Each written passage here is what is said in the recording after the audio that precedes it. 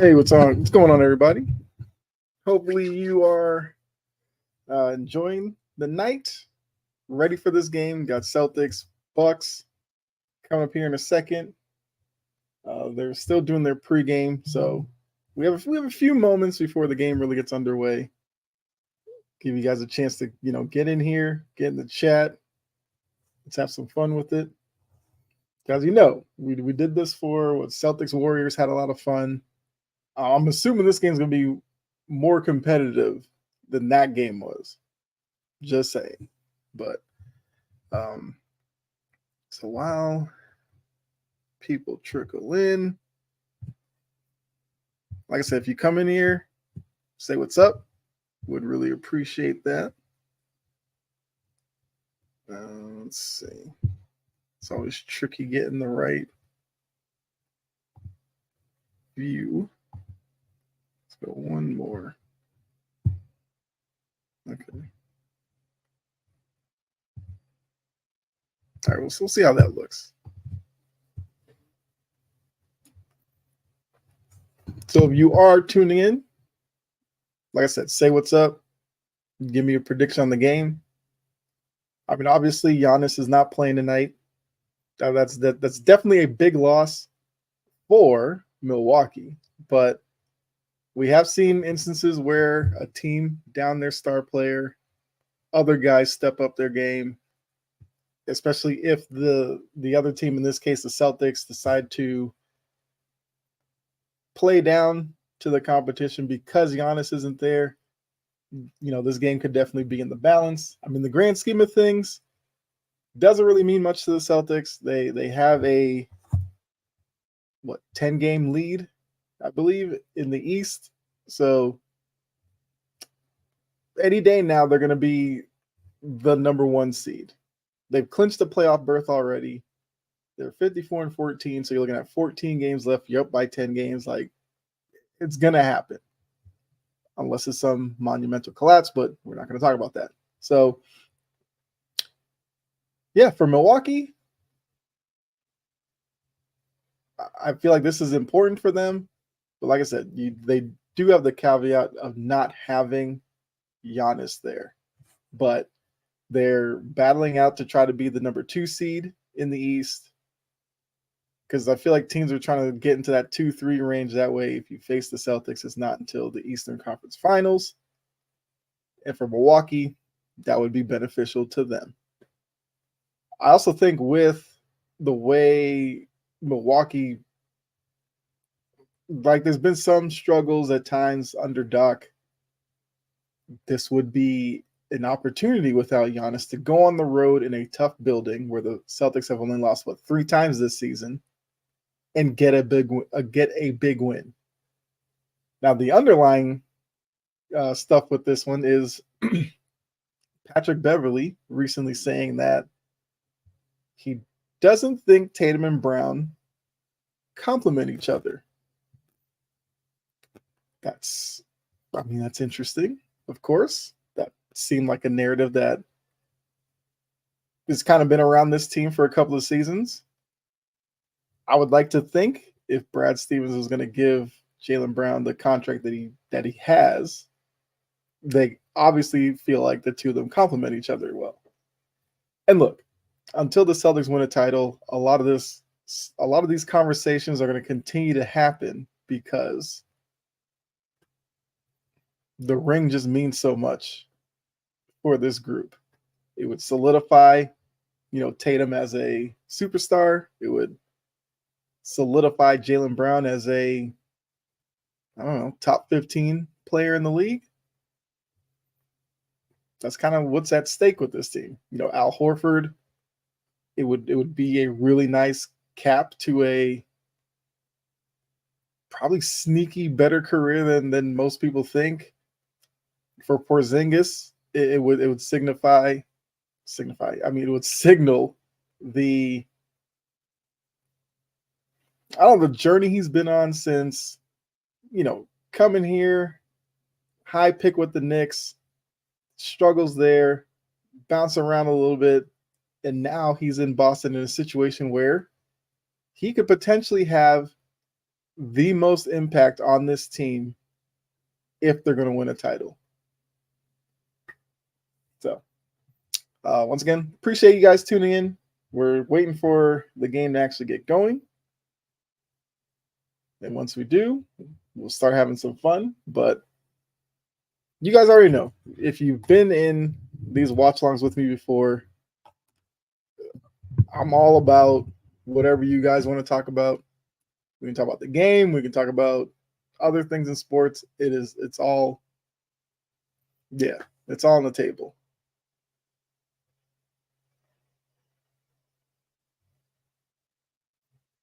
So obviously, if you are new to these as well, I can't put the sound up. I can't show it because, copyright and all that good stuff. Because they are talking to the crew in the studio. And yeah.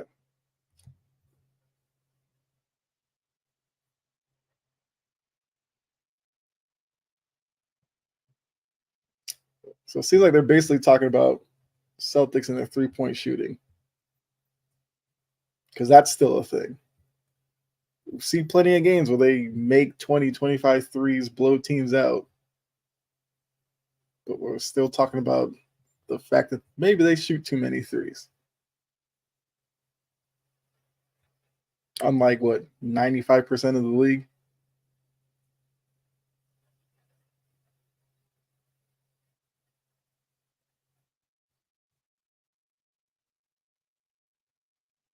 So, yeah, let me know who's winning tonight. Let me put that in the chat.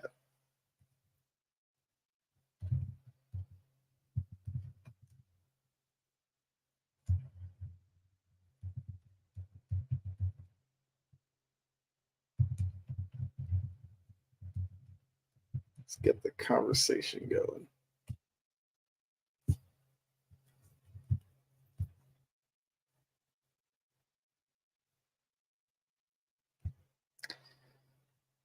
Forget that when I tap in the stream here, it doesn't post on Facebook because Facebook has many rules. So has many rules. So, not bad. Did not mean to do that.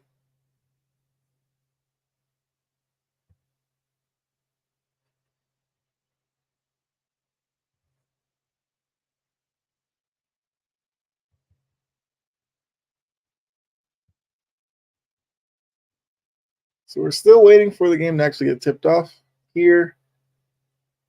It's, they say the game starts 7:30, but it never starts at 7:30.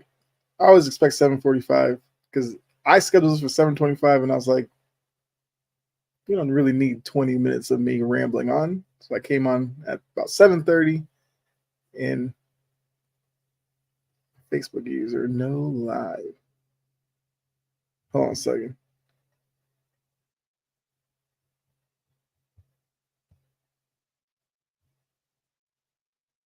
Oh, hey, Jory, what's going on? Isabella Marie, appreciate you tuning in. No live. Yeah, so copyright rules, I can't show the game and can't have sound up, none of that. A scoreboard will pop up. I'm watching it, so I'll kind of guide you through what's been going on.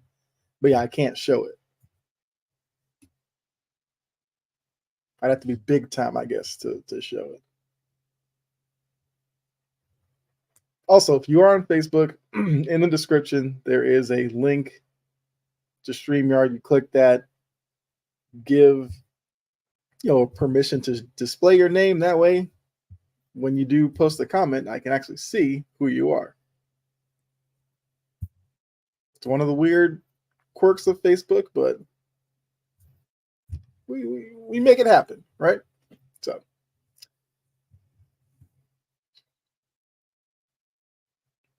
but yeah, Jory, appreciate you being in here. Isabella Marie, as well as the others. Appreciate you guys for stopping by. Like I said, you can do like Jory did. Say hi. I'd love to know who's in here. Get to know some viewers. Like Isabella Marie. Isabella Marie, are you a Celtics fan, Bucks fan, NBA fan in general? Would love to know.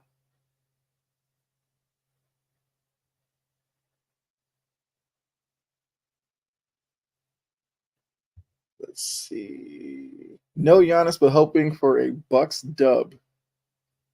I mean, can it happen? Yes. Because I did say a little earlier, like we've seen. What's up, Trajan? Uh, we've seen instances where you're down a star player and the rest of the guys pick up the team and they get a win. So it can't happen. So Isabel, you're a Celtics fan. So right there, I'm cool with you because I'm a Celtics fan as well. Trajan, I know you're a Bucks fan. I'm cool with you too. But yeah. Dame plays better when Giannis isn't there, so might actually be a good one. I could see that. Obviously with no Giannis, the matchup between Drew Holiday, Derek White, Tatum, Brown, and Damian Lillard will be interesting to watch. Will he try to force shots? Will he, still try to run whatever the offense will be without Giannis? So they're showing the starting lineups. We got Lillard, Beasley, Middleton, Crowder, and Lopez for the Bucks. And the Celtics, you got White, Brown, Tatum, Horford, and Porzingis. They haven't truthfully figured out the team chemistry yet. I'm hoping it comes sooner rather than later. Well, that's what this kind of sprint to the playoffs is all about for the Bucks. Chemistry. And seeding, of course, because they would love to be that 2 seed.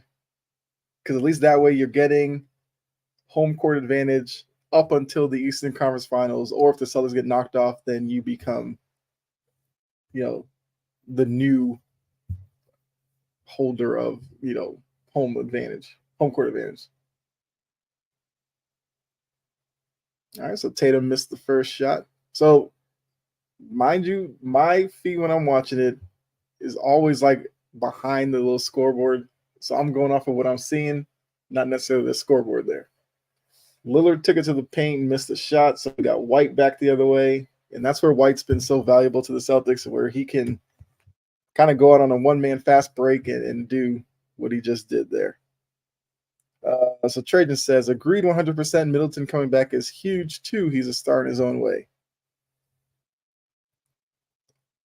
Like Middleton is definitely, as Crowder hits a shot over Porzingis, but Middleton, he's still, I feel like he's still trying to figure out who he is post the injuries, because I feel like his scoring prowess hasn't really recovered yet, and defensively he's not the same guy. But can he still be effective on a team that has championship aspirations? Absolutely. Okay, Lillard hits the pull-up.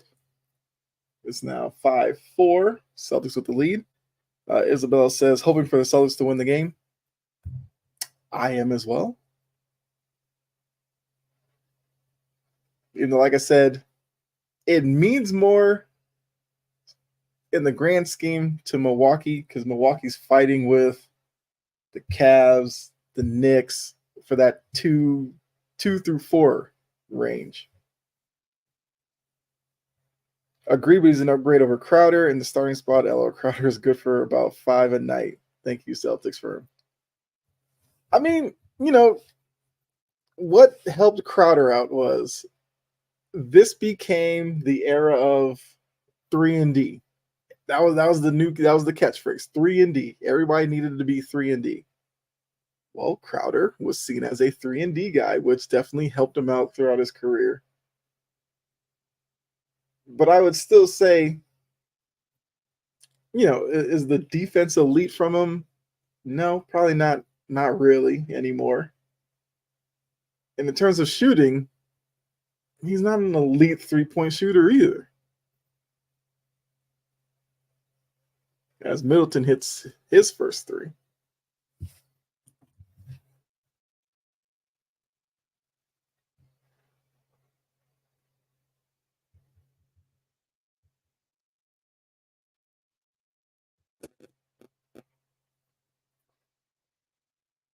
All right, Bucks back the other way. Because I mean, even with the Celtics for the last 14 games, my biggest thing is, I want to see more from Tillman, work him into some of these games. Tatum, look, you would say like for a player of his caliber, he would be using these games as a chance to enhance an MVP candidacy or something like that. But it obviously seems like it's not going to happen for him, like no matter what.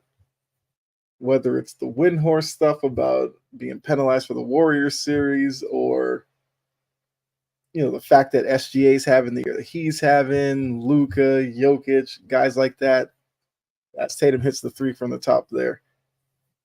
It just seems like, yeah, people just aren't impressed with Tatum. I don't know why. It's just how it is. But, I mean, my theory is he's not the most, I don't know, like Anthony Edwards. You look at Anthony Edwards, you put a microphone in his face, very charismatic, funny, everything like that. Tatum isn't Anthony Edwards. Like he comes in, he plays, and he goes home and he becomes dad. Kind of boring. Trajan says, well, first said Bucks have to upgrade the center spot. I love Burke, but he's getting older and slower. Definitely agree with that. The Bucks need youth. They're a very unathletic team outside of Giannis. Now, whether or not that becomes a problem in the playoffs, we'll have to see. But yeah, they definitely do need to become more athletic. And went to Duke. I very strongly dislike Duke, so I dislike him. Hey, disliking Duke is one thing that will never die. That's always going to be a thing. I couldn't even like Grayson Allen when he came to Milwaukee. I mean, there's reasons to not like Grayson Allen, but the fact that he went to Duke, yeah, I get it. So we are in a timeout. Celtics up 15-10.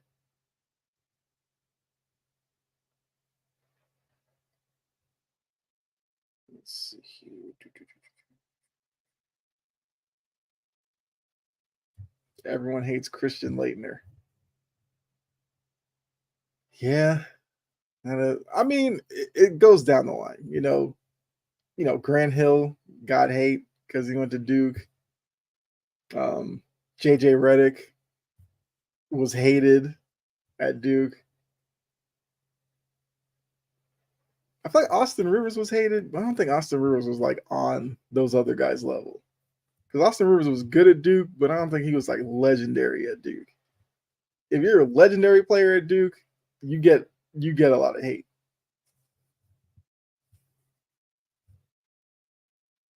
I mean, Sheldon Williams went to Duke. Was he really hated? He just wasn't good.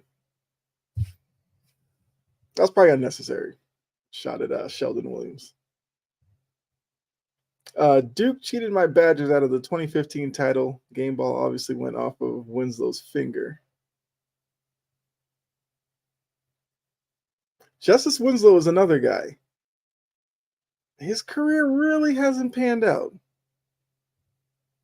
I mean, injuries were one thing, but it just seemed like he never really found a spot that fit him. I think he's still in the league somewhere. Couldn't tell you where he played. That'd be a really good who he played for Charles Barkley. Because I know he would have no idea where Justice Winslow played, but I would love to hear his guess.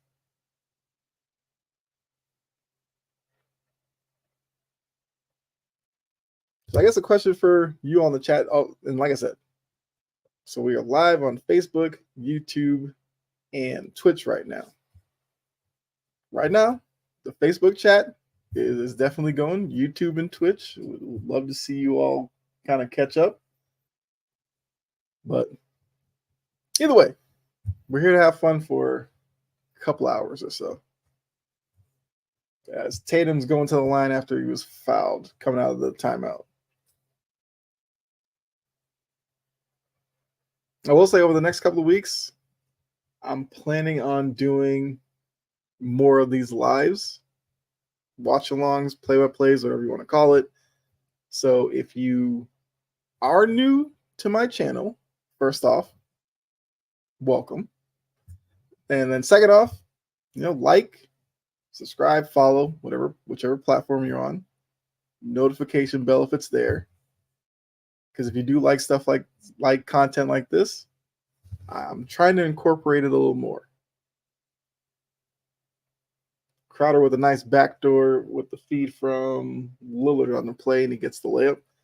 But actually, Jaylen Brown's posting up Beasley here. Yeah. Good help defense by Brook Lopez to change the shot there. Lillard got caught in no man's land with the turnover. Here's Tatum back the other way. Bad pass. When I talk crap about Crowder, he's going to drop 10.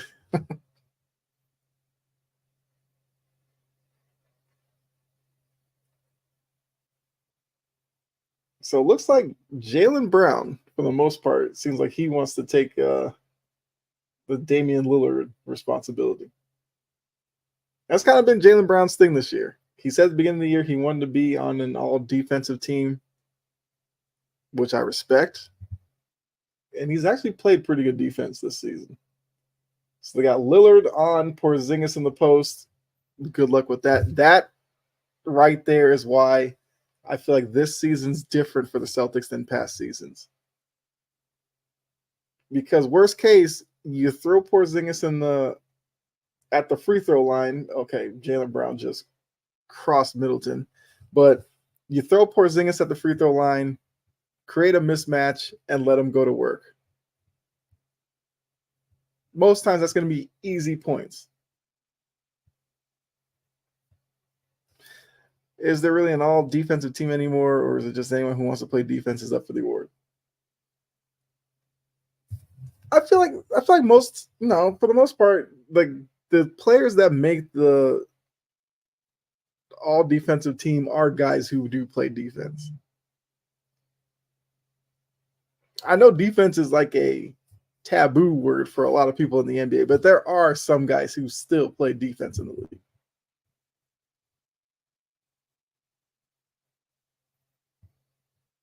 All right, so we got Tillman in off the bench really early.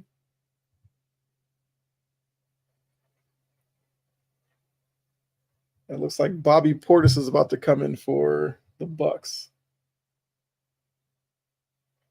Bad pass by Middleton leads to a break. Easy Derek White dunk.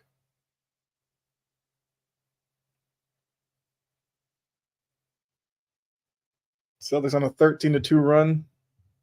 I mean, that's what they're capable of. They can do that. Middleton gets to the bucket and lays it in. It's only a select few these days. Well, that's probably why there's only, 2 all-defensive teams? Derek White for 3. Missed it. Porzingis with the rebound. Brook Lopez holding his own down low.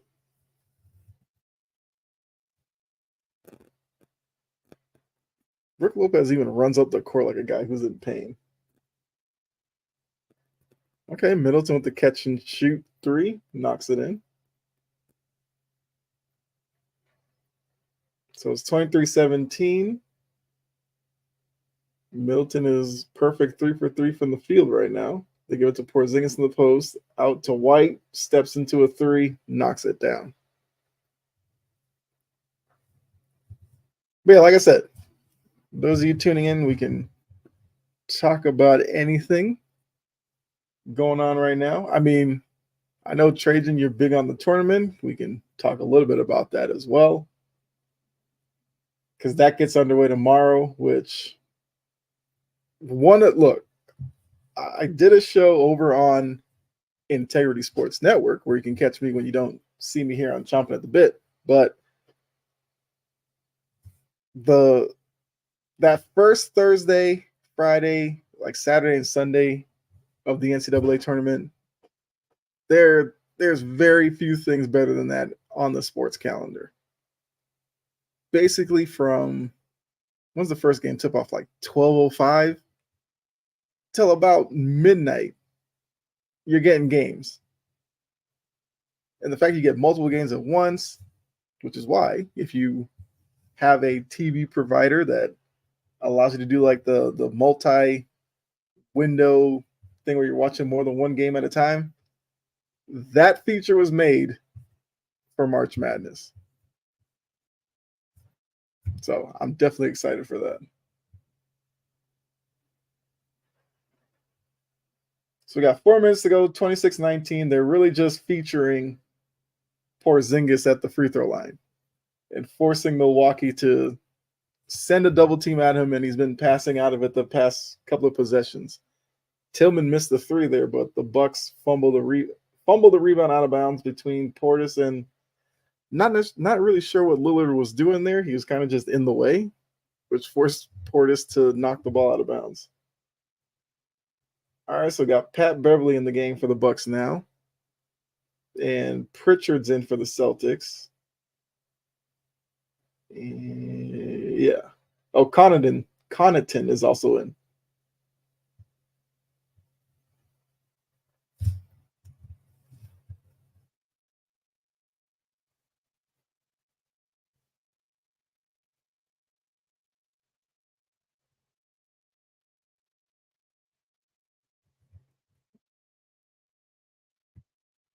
Yeah. Pat Beverley takes to the hoop, gets fouled. He's gonna go to the free throw line.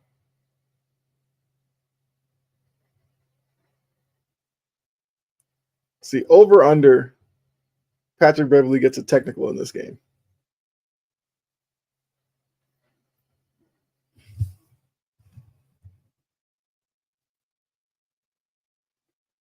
I feel like he definitely gets one. Problem is, it'd be easy to pick it if Smart was still on Boston. I'm trying to think who would he get into it with.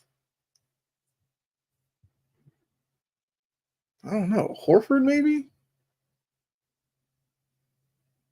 Porzingis. I could see that. Porzingis and Pat Beverley getting into it.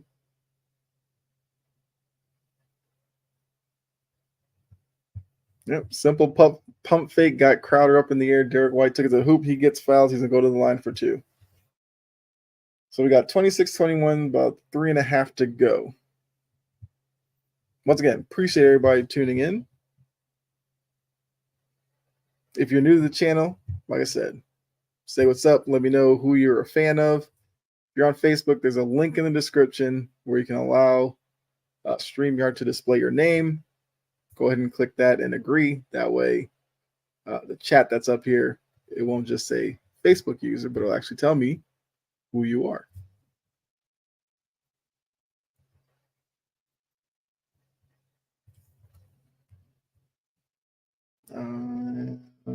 Derek White hits both, so it's now 28-21. Celtics with the lead.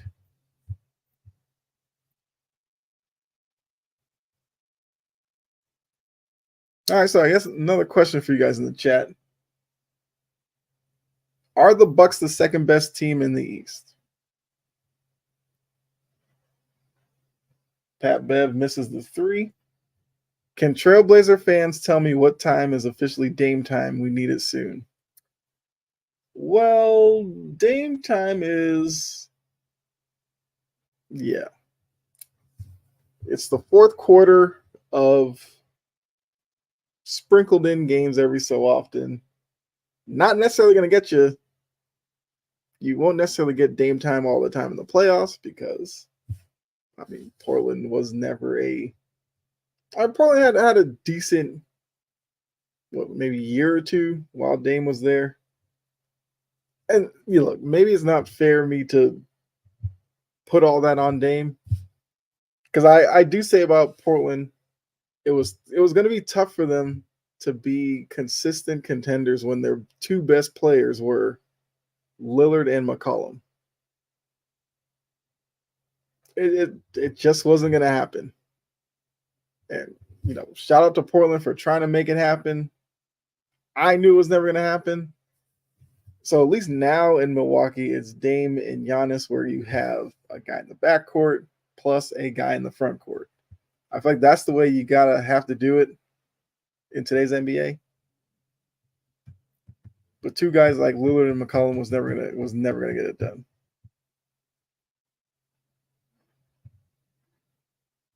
So I guess Trajan, as a Bucks fan, one, and other Bucks fans in here, one, did you like the addition of Damian Lillard?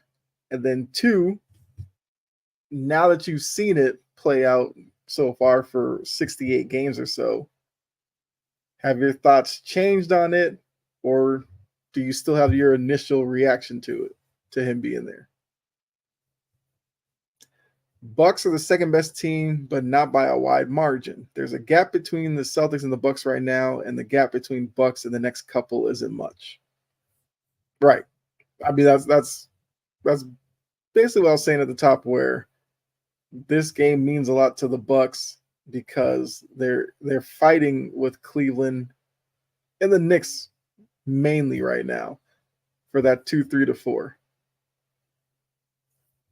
And when you look at Boston being 9.5, 10 games away from Milwaukee, if they lose this game, so what? I mean, yes, the crew at ESPN and stuff, they'll tell you that it's a terrible loss for the Celtics, but let's be honest. They're 54-14. I'm not going to lose sleep over a loss in late March to a Bucks team, even with Giannis not there. At this point, I just want the playoffs to start. That's where I'm at. Because like I said, they're going to be the number 1 seed in the East. I mean, I guess they can still push for a number 1 overall seed, which I think they have a 4-game lead in that, I think.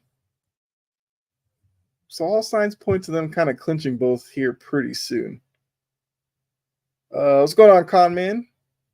See that you just joined in the Facebook chat. How you doing?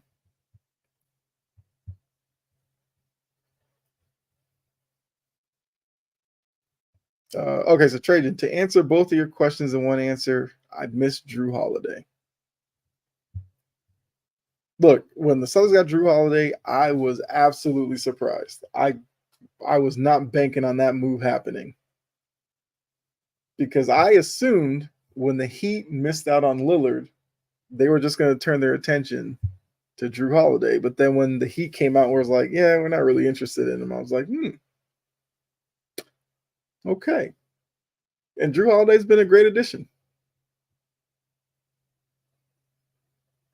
So, Con-Man chiming in, what's going on, my friend? Hey, nothing much. I'm just, doing the thing, having some fun. God bless. But the Celtics will not win the championship, and I'm from the area. And look, so my thing has been, if you want to argue that the Celtics won't win the championship, that's fine, because I'm also not one of these Celtics fans who would be like, oh, they're absolutely going to win it. Nobody can stop them. Because I can see a few teams being able to do it. Like, one, I will never count out Denver. So if Denver went up against the Celtics, I wouldn't say the Celtics would easily win that title. If Milwaukee has a healthy Giannis and everything, I wouldn't necessarily say if they meet up, that's a given for the Celtics. Even though the Celtics have matched up well with Milwaukee in recent years, I'm still not going to disrespect Giannis's ability. I know a lot of people will still say, what about the Heat? I've been saying it all season. I am not buying the Heat this year. Like, I know we made the mistake on the Heat before, but something about the Heat seems off this year. I don't think they have it in them to do what they've done before. Sports Swag, what's going on? See you over there on YouTube. Should be a good game. I agree.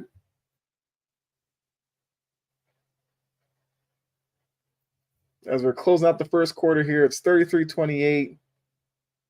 Tatum with the three is off, and Dame with the rebound. All right, so Jory, if Boston doesn't do it, was it their best chance to do it? Oh, good question. Good question. So I will say, I feel like this team is probably the best roster that they've had. So I guess to answer your question, that yeah, I do think that this is their best chance to get it done. Yeah, so I will say that. Because also, what we have to factor in is the new economics of the NBA.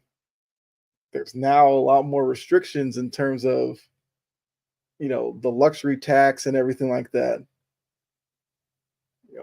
Turnover there, but there's like serious decisions that the Celtics have to make coming up here. Derek White needs a contract extension soon. Can they do it? I think Derek White loves being in Boston. He was in San Antonio, but like nobody was paying attention.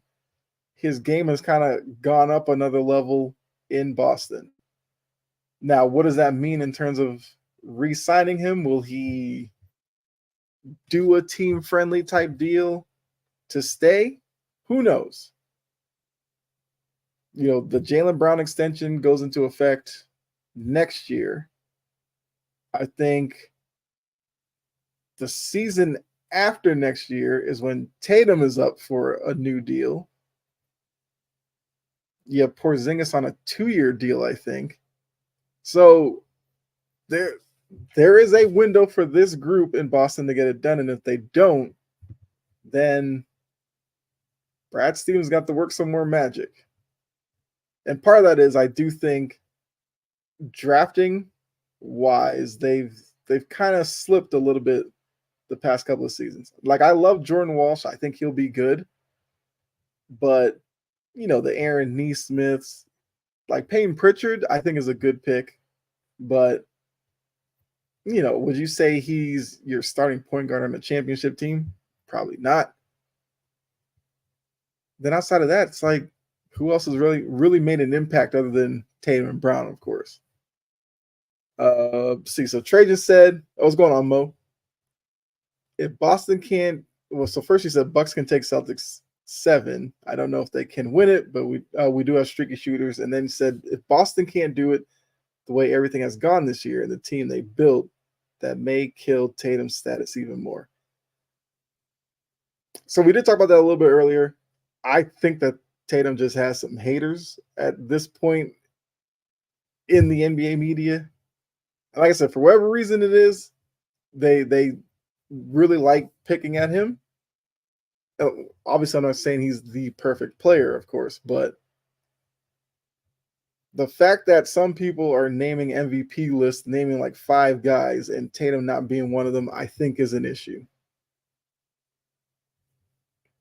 Like I'm just being serious. Like they'll sit there and say, well, the team is so stacked, so whatever. So we've never seen guys on pretty talented teams win the MVP before. Like Kendrick Perkins is telling everybody that the Nuggets have the best starting 5 in the league. That hadn't stopped Jokic from winning MVPs and being in the conversation this year. So, whatever that is. Yeah. I mean, Tatum, if the Celtics don't win it, Tatum will definitely take a hit because there are so many people who, question his late game ability and everything like that. I don't know, scoring 50 on a Sixers team to eliminate them. That's kind of a key game, but apparently that didn't count. And he's had other games like that, but until you get the ring, yes, he still has a lot to prove to a lot of people. So Mo said, if they come up short, could the Tatum Brown combo be nearing its end? I mean, like technically, if the combo was near its end, the years with the rumors of Brown for KD, I feel like they would have pulled the trigger on that. I mean, I've seen like this new kind of conspiracy that, like, what if the Celtics were to trade Brown now? Well, I guess once the new extension kicks in, would they trade him? I mean, what would they get in return for Jaylen Brown that would make sense to do it? Plus, the team taking him is now taking on that price tag. Would it make sense for that team? Because look, the Tatum Brown combo, they've been trying to split these two up for several years now. Yet, I think they're the winningest duo in the league right now. They've been to the playoffs, I believe, every year together. They've been to several conference finals, and they've been to a finals. I don't think just because they haven't gotten over the hump, you need to automatically just split them up. Maybe there's something in them that they haven't learned yet that they could still learn. Who knows? I wouldn't split them up. But like I said, if they made a trade for Brown or whatever and it made sense to me, I would sit here and say, okay, I guess I get the direction. But right now, I just don't see a reasonable trade to bring in somebody who would fit better with Tatum than Brown. So Conman said Celtics are best built to win the championship, but injuries to KP will be crucial come playoff time. Tough to explain how you're gonna pay two players over 300 each. It's not gonna go well. They need to win now. I mean, yes, but that's going to be on like Grossbeck and those guys. How much of the tax do they want to pay? I mean, look at the Warriors payroll plus the tax that they're paying. And what are they getting? It's a 9th, 10th best team in the West. So I think for the Celtics, if they were going to pay something like that and the team was still like a top 2-3 team relevant, it makes sense. But if they bottomed out like Golden State, yeah, it would look horrible for them. It's 35-30 right now in the second quarter as Beverley hits the turnaround over Luke Cornett. We'd love to see Celtics versus Nuggets in the finals, but this is the season that one or both top seeds get knocked off. And unfortunately, that could very well happen. I mean, that's the matchup I would love to see as well. I mean, I know historians would be like, oh, let's get Celtics Lakers, as LeBron's toward the end of his career and everything. I mean, I don't want to see that. Will you give me Celtics Nuggets? All right. I'm there for it. Rhino Mon, what's up? Have a couple of questions. Why can't people just stream the game? Because of copyright. That's why. Look, I would love to be able to pull up the game and react to it with you, but can't have it. Samo says they're a winning combo, but they've yet to win it all, which is the goal. And I'm not saying split them up, but at some point, if you're paying two players over $600 million, they have to get you a title. I'm not disagreeing with that. As Tatum hits the three, obviously with the price tag will come a different level of expectations. And I do think the way that Tatum and Brown are wired, I think they will feed off of that. All right, turnover by the Bucks. But because look, I've said this about Jaylen Brown, which is why he's one of my favorite players in the league.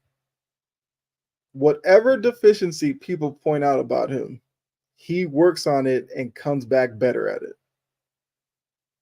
He just does. He came in the league. Oh, he couldn't shoot. He's a pretty good shooter now. Ask Draymond Green. The last time we were sitting here and Draymond Green was just dropping back in coverage and Brown was cooking them. Then it was, oh, he can't dribble. He worked on his handles. He's got some highlights, crossing people up, taking them to the ground. Then it was, he doesn't have a left hand. He's made a bunch of plays with his left hand, even though some people still say he doesn't have one. Whatever. So the work ethic is in Jaylen Brown that I'm not afraid of him getting that money starting next year and thinking he won't continue to work on his game. I think Tatum is a hard worker as well. And look, maybe it's just in the cards that the two of them together can't win a title. But I also feel like they will try their hardest to get one. And I think a big thing is, Mikhailuk hit a 3 in the corner to force Doc to call a timeout. It's 48-36 Celtics, 8:37 to go in the second quarter. The fact that this offseason, they started working out together and everything, I feel like that was kind of a key milestone for them. Because the whole, narrative about them not liking each other and everything like that, which is one I don't care about anyway either, because there's a lot of guys who play with teammates that don't like them. The only thing is when they're on the court, can they function together? I mean, Mo, you know this. You think Shaq and Kobe were buddy-buddy? Think they were hanging out? No. But when they're on the court, pretty dominant. Like, that's all that matters. So, I mean, we'll see. I would love to see the two of them get it done in Boston, obviously, as a Celtics fan. Because I'm a fan of both of them, for various reasons. Brown for the stuff he does off the court, how he's such a great leader. He's what is he? The president of the Players Association or something like that so early in his career. And for Tatum, I just respect the maturity from him. Comes into the league as a dad. We've seen some athletes that can breed some type of immaturity in them, but he seems like a very mature player. Plus, I need them to win one for Al Horford. I mean, I would love to see Al Horford get a ring.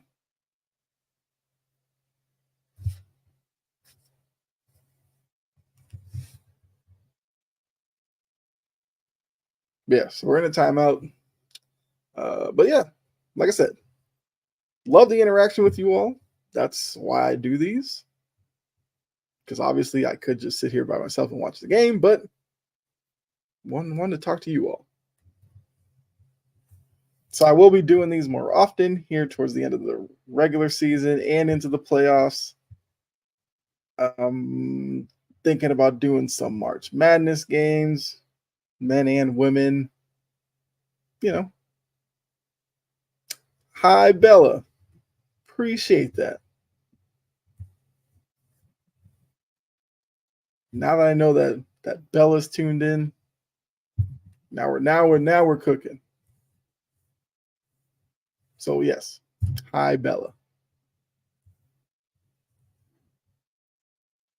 Hey, if Bella has a question, let me know.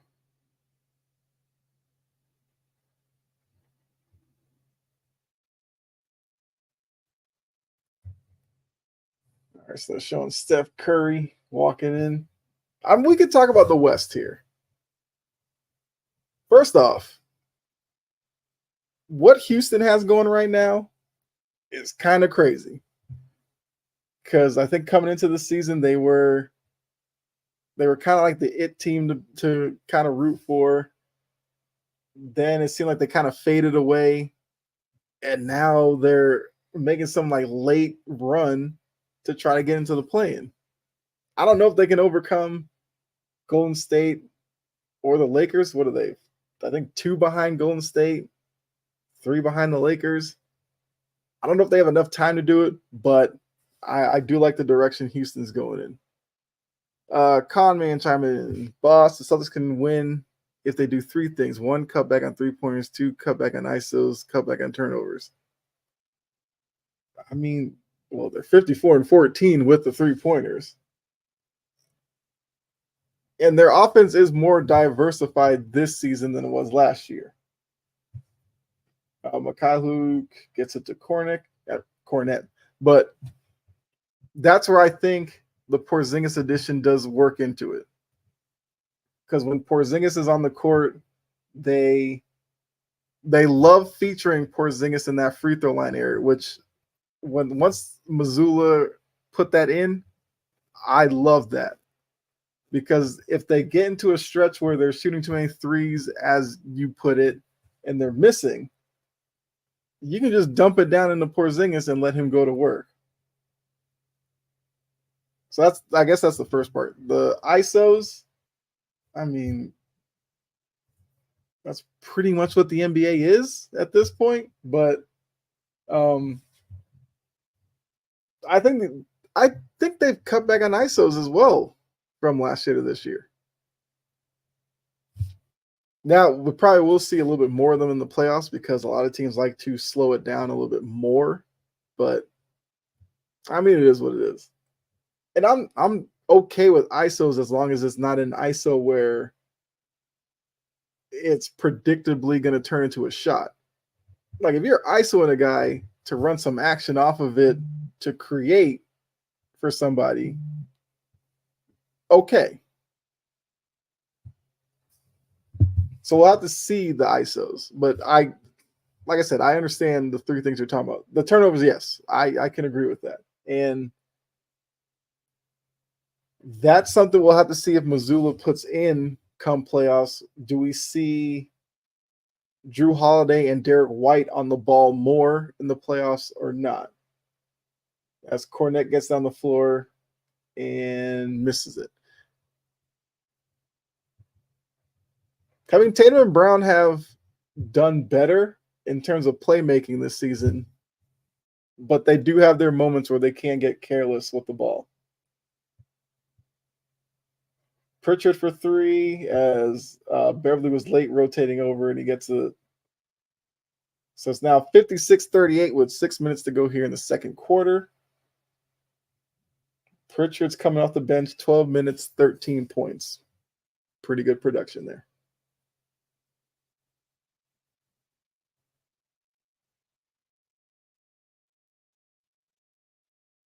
No, Patrick Beverley's talking about something. I don't know.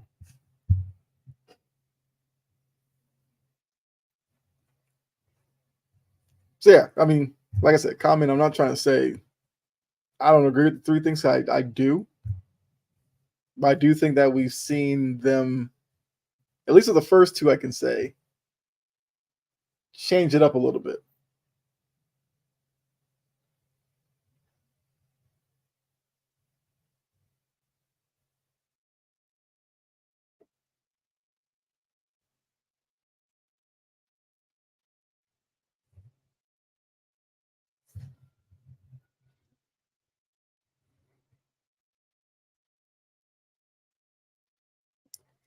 She's currently fighting me, so I'll take that as a go Celtics. I will take that as well. Pritchard with the big offensive rebound there. He's really good at that. Coming in off the weak side when nobody's paying attention to him and getting offensive rebounds. So they're posting up Brown on Beasley. Out to Horford.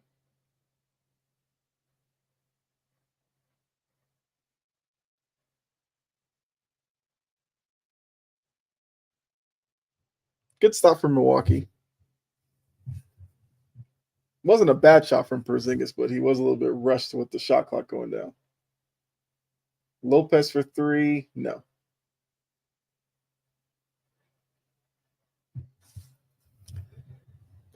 That's one thing I've kind of said about Milwaukee these past few seasons. I get that Brook Lopez can shoot the three. I feel like he hangs out on the perimeter way too much. And I mean, that's probably all the years wearing on him where he may not want to be under the hoop all the time. but I don't know. I feel like if I was playing Milwaukee, I would sag off of Brook Lopez and let him shoot as many threes as he wants. Because what's the worst case? He knocks down 2 or 3. He's not gonna give you a night where he knocks down like 10 of them. I feel like I could live with that.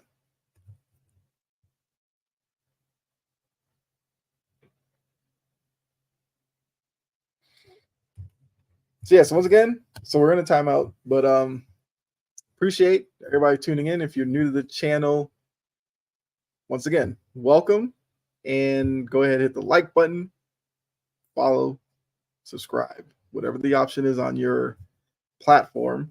Would greatly appreciate it.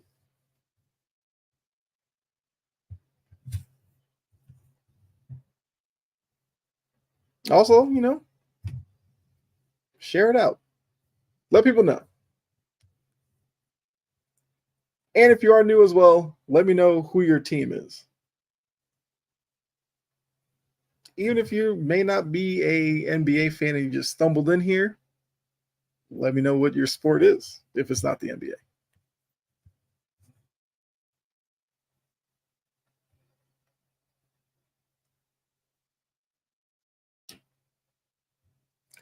Great show as usual. I appreciate that. Really do. Thanks a lot, Con Man. Like I said, I'd gotten away from doing these watch longs for so long. I just needed to get back to it. I do still do my podcast videos. I actually did one today on the Patriots off season. So you can check that out on the channel as well. It's like, yeah, all the socials are up here on the screen for you. They are all accurate. I know for a while the Discord was wrong, but the Discord is accurate. The fact that Bella misbehaves when I watch the Lakers and she's behaving while the Celtics are playing, I gotta tell you, you might have a Celtics fan on your hands.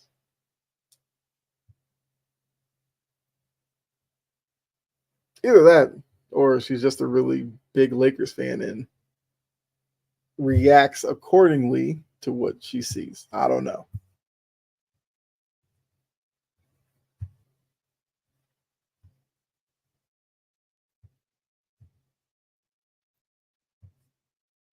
And all right, looks like we're about to come back from the break. Showing a little Peyton Pritchard montage.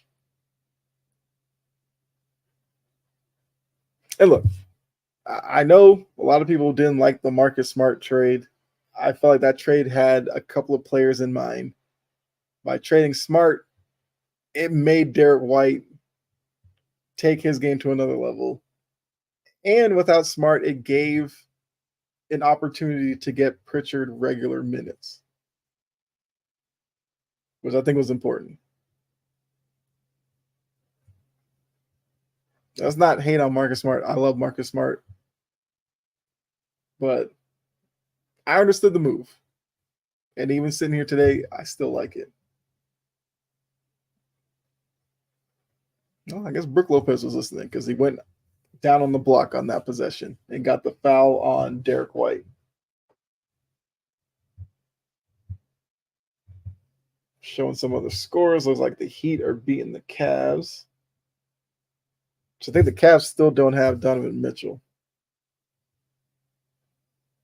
Pacers blowing out the Pistons, which I mean, the Pistons.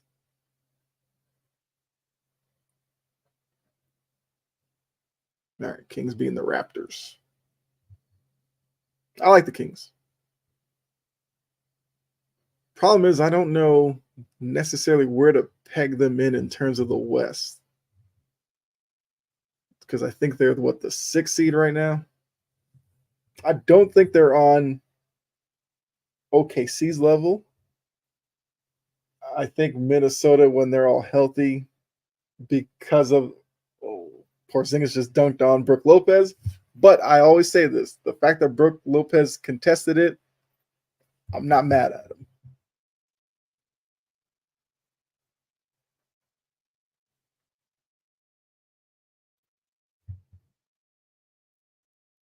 Speaking of dunks, the Anthony Edwards dunk from the other day. Once again, okay, so with that dunk, I heard people trying to say, does it count as a dunk because he didn't grab the rim? Is that really a thought people have, that you have to grab the rim for it to be a dunk? He was above the rim and he threw it down through the basket. That's a dunk to me.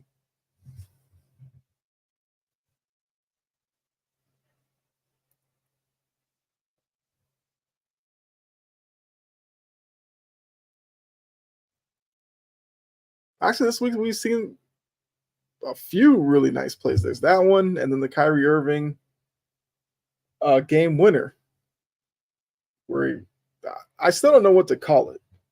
Some people trying to call it a hook shot. It wasn't a hook shot. It wasn't really a runner because of kind of the way his body was going. So do we just call it a push shot with his left hand? I don't know. Either way, it was impressive. Oh, George says, I don't. Oh, yeah. Don't like the Kings. I got you. Absolutely not. It's a dunk. Exactly.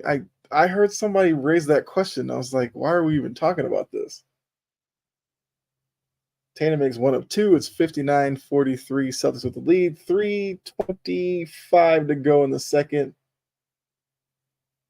as Lillard goes to the line. Something only Kyrie do is what I call it. That's true. Look, there's one thing you can't say about Kyrie is that you can't say he's not talented. Like he obviously is. That's what I was saying. I was like, I would just call it a runner, but some people are trying to call it like a hook, a push shot or something. I just thought it was just a weird runner with your offhand going away. Yeah, I can't even, try to recreate it. Talented airhead. Well, like I said, he is talented.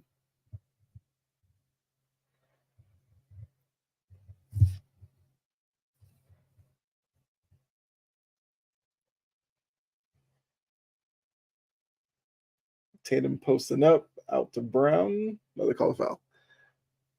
I mean, speaking of players who kind of have pressure on them in the playoffs, doesn't Kyrie kind of have pressure in terms of Dallas, he and Luka?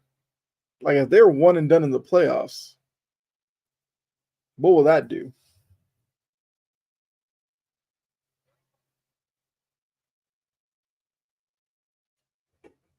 Porzingis just bullied Beasley on the post, but he's got several inches on him.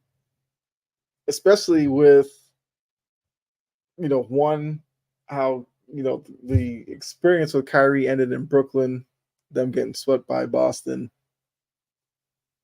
And then last year with Dallas, would they fall out of playoff contention altogether? So I think for him, he's going to have a lot of pressure going into this postseason. Conman says, yes, major pressure, yeah.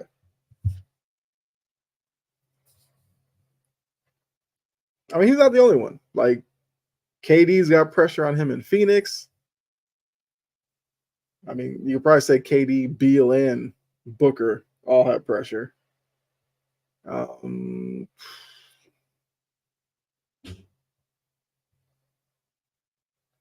was gonna say Anthony Edwards, but I don't think there's necessarily pressure on him yet. Pritchard with another offensive rebound. I don't think SGA has pressure yet because Oklahoma City's still kind of seen as being ahead. What's going on, Jeffrey? I am doing well. At least with this game, it's more competitive than Celtics Warriors I did a couple of weeks ago. But how are you doing tonight?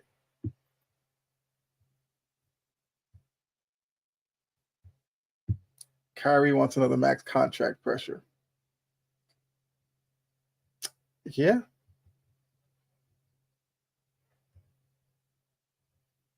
I wonder who would. Well, I guess at this point, his options are probably Dallas. But Yeah, I don't know. Kyrie's been on such an odd path to this point that if he were, you know, to move on from Dallas, I wonder where he would go.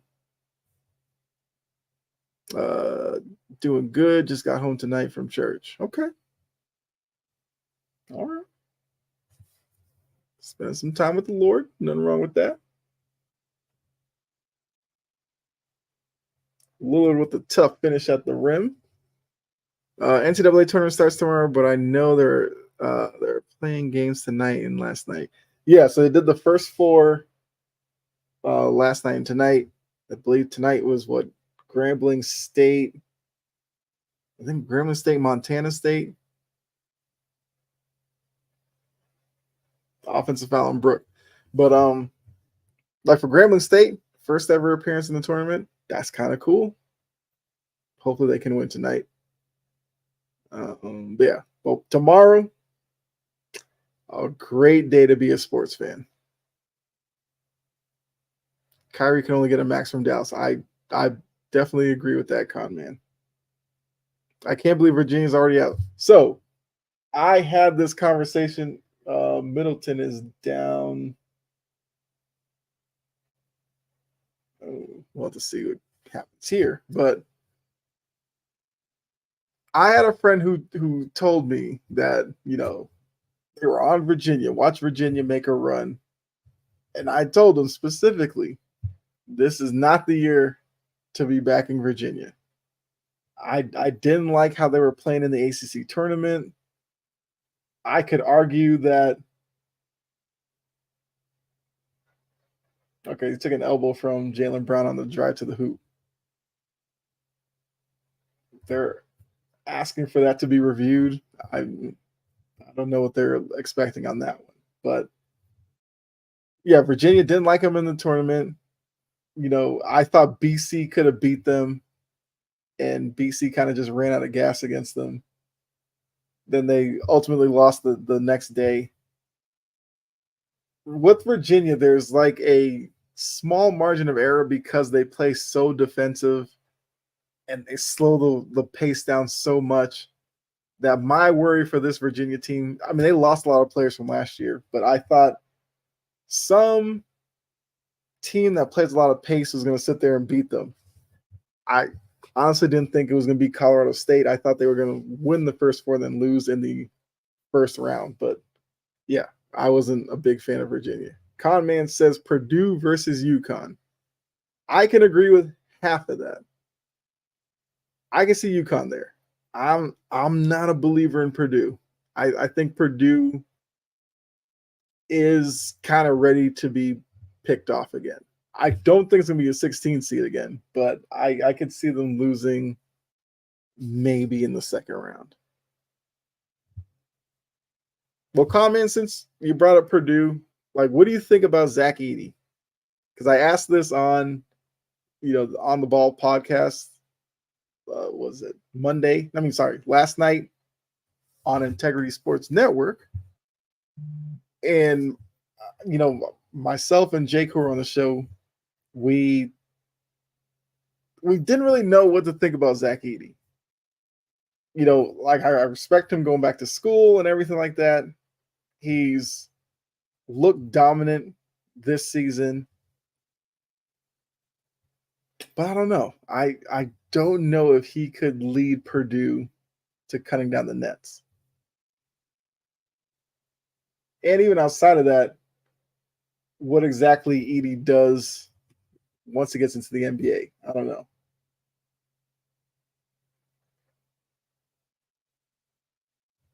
All right, so 65-54, Lillard down to Portis, knocked away by Tatum. So got 35 seconds to go. Brown with the pull-up. Gets it to go. I believe Providence College had to be a record for quad wins than Virginia. I was surprised Providence didn't get in. And then Providence lost to BC in the first round of the NIT. But then again, give Providence credit for actually going, because we saw what was it, 7, 8 teams declined the invitation to the NIT. And look, St. John's, I knew St. John's wasn't going to go there. Like Rick Pitino's been wild all year, so I knew he wasn't going to go there. But like Indiana and teams like that, I don't like that. I get it. You're mad you didn't make the NCAA tournament, but for the kids at least, like you can still play in the NIT. It's yes, the lesser tournament, but it's still a tournament. I've yet to see a school win the NIT and not put that banner up. So it still means something to the school and the kids. Why not let them play? Because ultimately, what does St. John's and teams like that do by holding out of the NIT? Are they showing up the NCAA in some way? Like, no. All right, so 67-56, 15 seconds to go. The Celtics will have the last possession of the half. Gets a screen from Horford. Gets into the paint. Tough runner. Nice bucket by Tatum. Jury put pouting. Right. That's all it was. Like I said, St. John's, I knew they weren't going to get in. It's also crazy. A 68 team tournament and, teams with 20 wins that are kind of big brands not making it. I know I've heard some stuff about possibly expanding the tournament. And look, that would mean more college basketball, which I'd be down for. But I don't know. I wonder how much is too much. Because it was what? It was like 32 teams for a while. It was 64. I feel like since I was born, it was like 64. And then it went to 68. And I was like, okay, 68, not that big of a difference, but like how much more are they willing to go? Like, would you add some more first 4 games? I mean, I wouldn't be mad at that. Because for the most part, the teams that are in the first 4 are like the last teams to make it in. You're forcing them to play to get into the actual first round. So if they wanted to add more of that, like I said, I wouldn't hate it.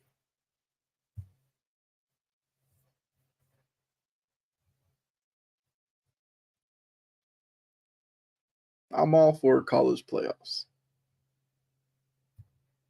And thankfully, college football is finally getting on board. 12 teams next year. And they're talking about maybe even going to 14 teams by like 2028 or something. Okay, so Conman, great college player, solid post game, too slow for the NBA game. I agree. Has a size, and if he can develop a post up game that can prosper in the NBA, he'll be effective big man for years. Post up moves. Okay. So I'm kind of along those lines. Because a lot that he does at Purdue, I mean, he's a pretty good passer out of the post. That's definitely a positive for him. But in terms of just dumping it down to him and letting him work, yeah, I agree. He doesn't really have much right now. And yeah, he's not the quickest. Because we've seen some other big men who weren't necessarily the quickest kind of fade away pretty quickly. Oddly enough, I just saw Roy Hibbert on CBS Sports Network talking about March Madness, and I was like, I completely forgot about Roy Hibbert. I mean, at least Roy Hibbert had like a little hook game to him, but he wasn't really the quickest on his feet, and the game kind of sped up too much for him.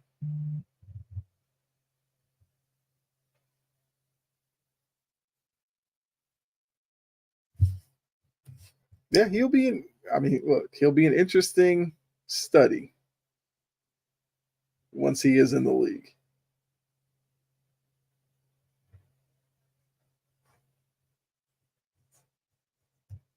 Okay, so comment since you're in here as well. Got another one for you.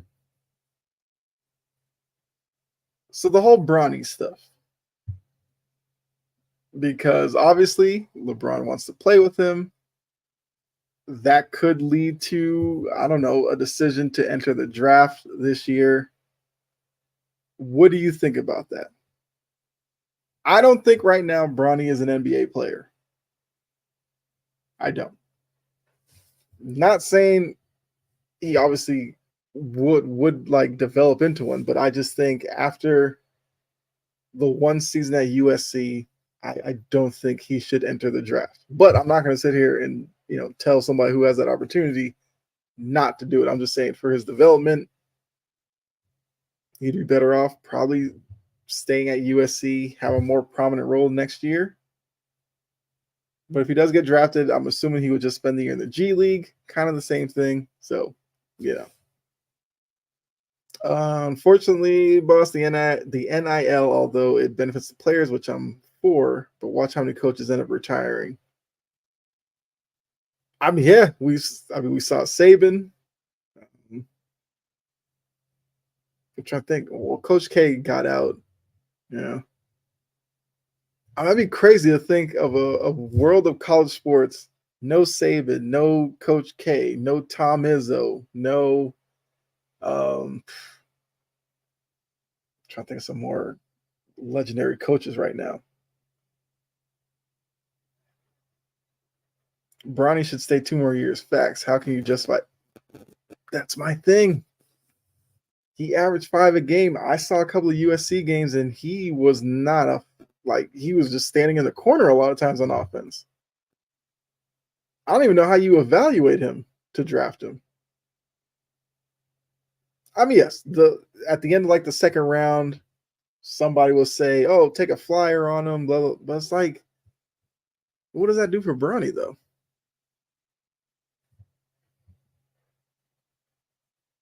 So, yeah, I kind of agree. He definitely should stay at least 1 more year. Like, let's see what he does next year at USC, and then if he wants to come out, fine. But yeah, coming out now, I think would be a mistake because one, he comes out, it's just going to be extra attention because he's LeBron's son, and what that may equate to in the NBA is one thing. I'm sure some of that is in college as well, but I think in college it's not as bad as it would be if he was in an NBA setting. Because yes, college, he's at USC. Well, USC's moving conferences next year. They're going to be in the Big Ten, I think. So Bronny pulls up at Ann Arbor to play against Michigan.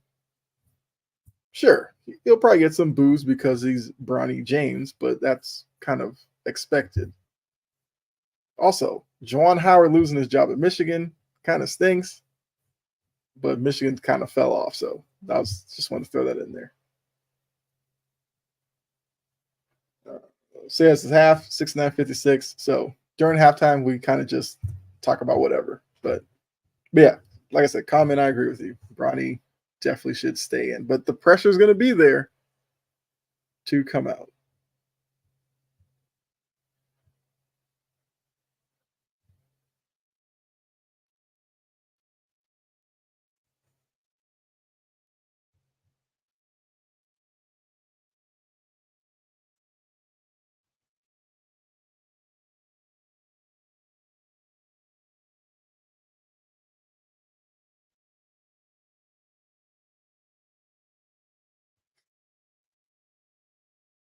All right, so they're showing the Warriors who play the Grizzlies next. Talking about Kuminga. I mean, I mentioned several times Kuminga is kind of a pretty important piece to the Warriors right now.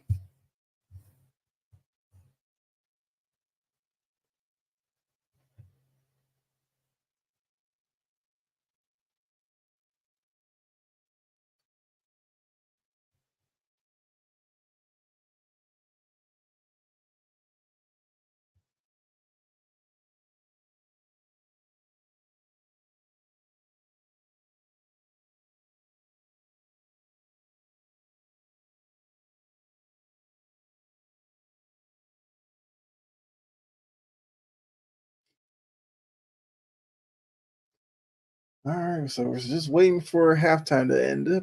Like I said, if you're here in the chat, you got some questions to throw out there, definitely let them fly.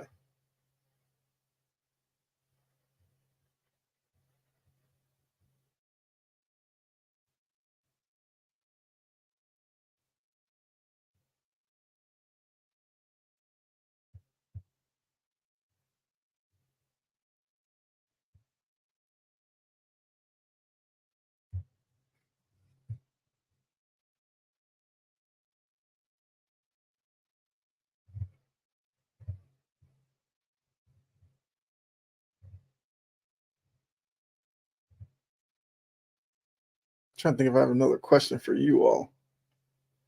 I think in terms of college, it's like between Bronny and Edie. Yeah, I don't really know any other.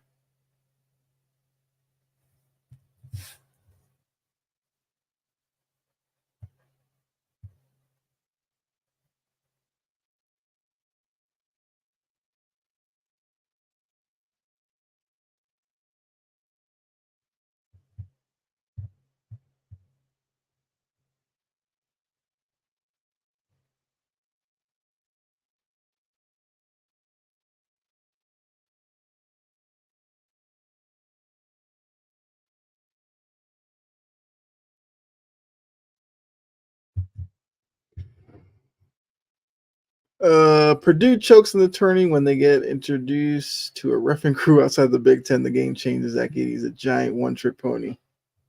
Um,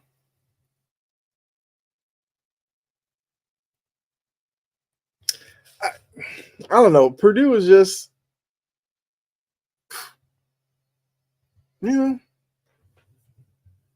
because look, I used to make the mistake of, picking Purdue to go to like Final Four when they had like Robbie Hummel and those teams, and it just seemed like for some reason they couldn't adapt to certain teams when it came to the tournament.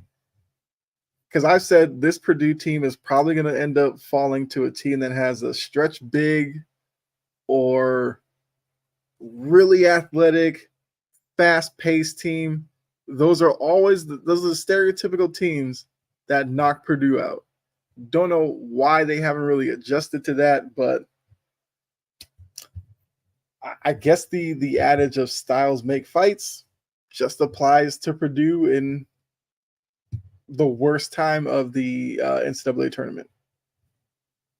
Boss, you know me, I can go on and on, letting others chime in. I understand. I understand. Purdue got better with Smith, Lawyer, and Jones outside shooting, but Purdue can't handle outside the Big Ten. Any team that can put pressure on them in the backcourt will get to them. And that's kind of what I meant by teams that kind of play with pace, because a lot of those like to pressure the ball. But then again, when you look at conference play, Big Ten is seen as a more physical brand, more, yeah. Like stereotypically, you think Big Ten, you think physical play. Like you think SEC, you think more of an open, spread the court type of game. I was trying to think of some other, like Pac-12. Pac-12, you think like just straight run and gun. So unfortunately, there aren't a lot of conferences that play Big Ten style outside of the Big Ten.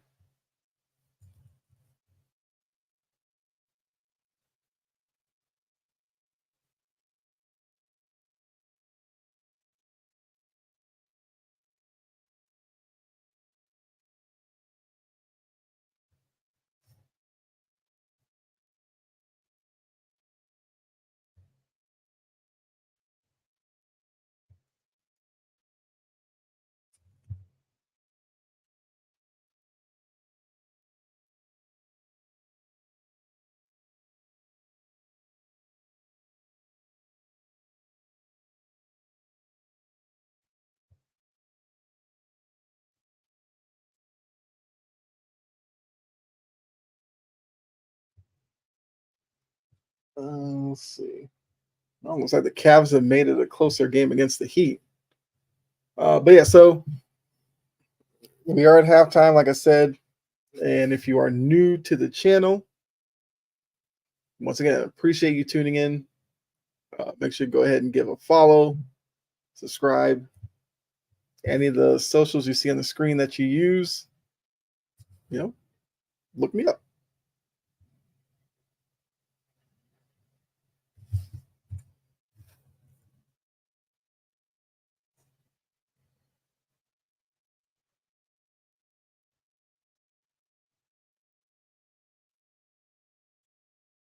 You have to go through the pain before the glory. Purdue has gone through the pain, and it's very hard to go back to back. That's why UConn will not win.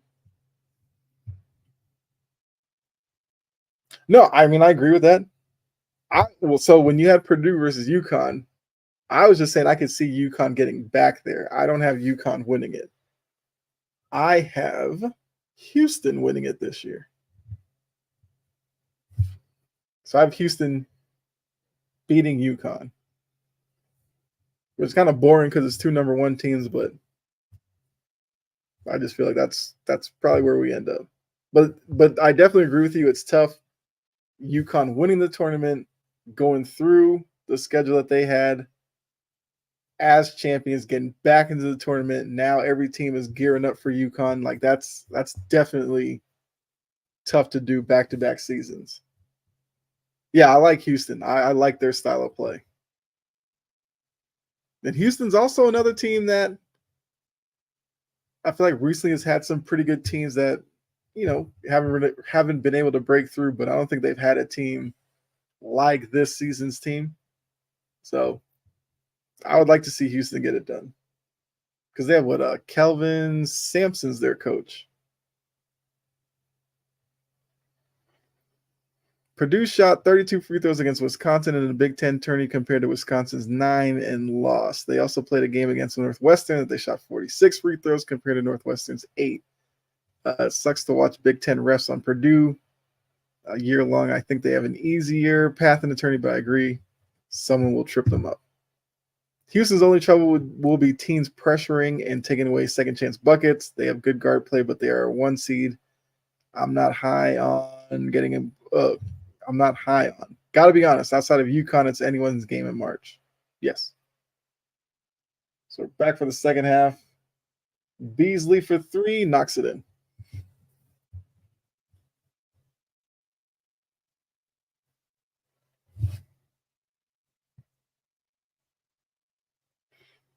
Because I don't know. I feel like this tournament this year, I feel like it's wildly unpredictable. Because like even a team like UNC, I've seen UNC at times where they look amazing, and then they'll go through spurts where they just completely struggle, and I feel like at some point that's gonna get them.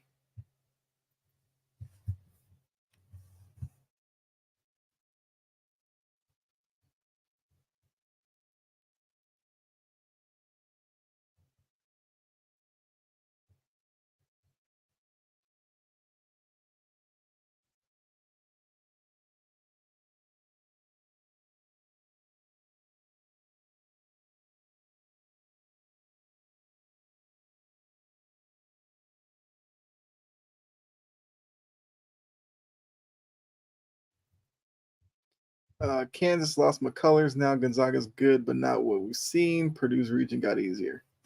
Yeah, I saw that with McCullers. That's tough for Kansas. Gonzaga has McNeese State first round. I know that's a pretty popular upset. A lot of people believe that McNeese State has a very good opportunity to beat Gonzaga. Gonzaga's another team. I feel like at some point during this run that they've had with Mark Few, like shouldn't they have broken through at some point?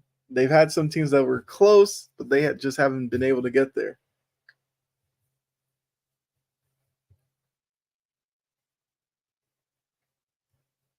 So it's now 73-68. I just realized this scoreboard stopped. Free throw shooting at the end of games will be a major factor. Clock and time management. Just watch. Well, yeah, that's always. I mean, that's always what March Madness comes down to.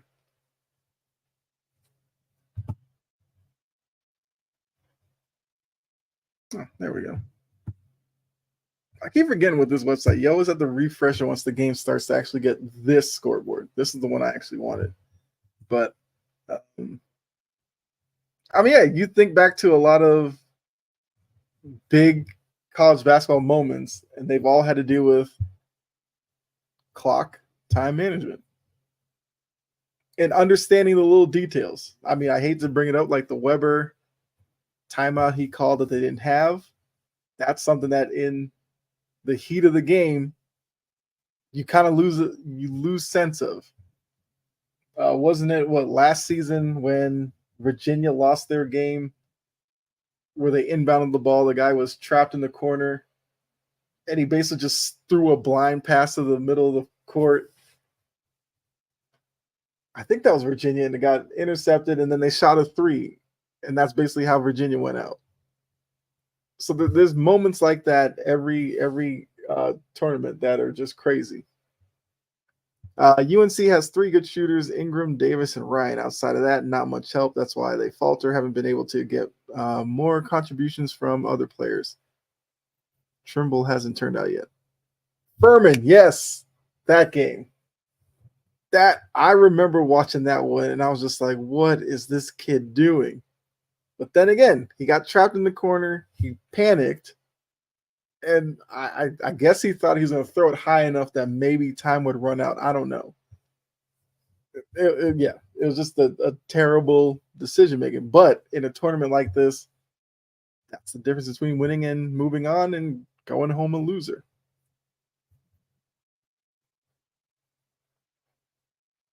Brown off the curl, misses the jumper, and Middleton goes down and gets a foul. He's now on the Bucks G League team. Okay.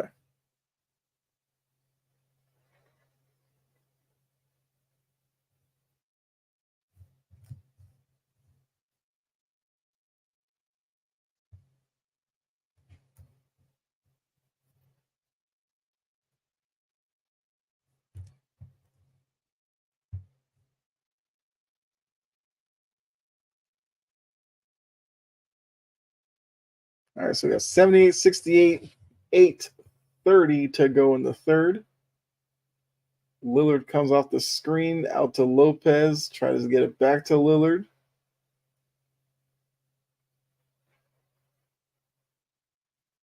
Yeah, bad pass. Lillard got up in the air in the paint, was trying to hit Portis, who was diving to the rim, but because of the help defense from Porzingis, he couldn't get the angle to get the ball to him and threw it out of bounds. So White to Porzingis. Tatum's got Middleton on him. Yeah. Called the offensive foul. That was an obvious one.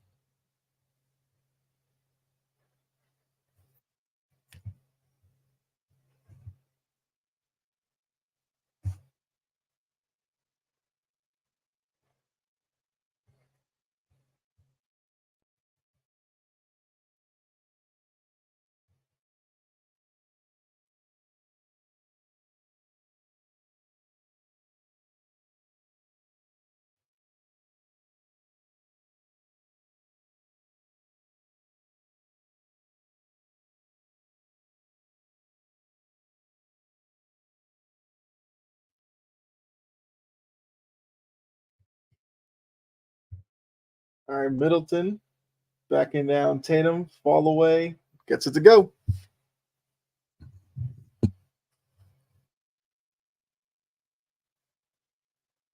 Middleton's got 15 points right now. White for three, knocks it in.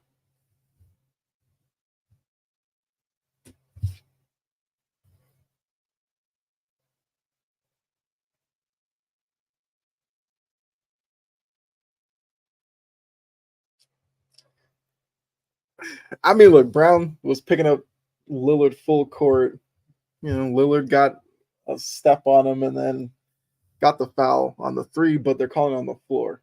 So it's just going to be inbounds. But yeah, Brown is taking the assignment. Middleton shoots a line drive three that he misses. And Brown tracks down the rebound.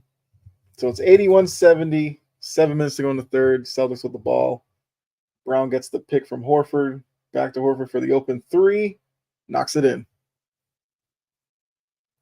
So comment, I know we talked earlier about the Celtics taking too many threes. Threes like that I'm fine with, where you come down, you actually run a play. Brown goes off the screen. The two defenders go with him. Horford's open.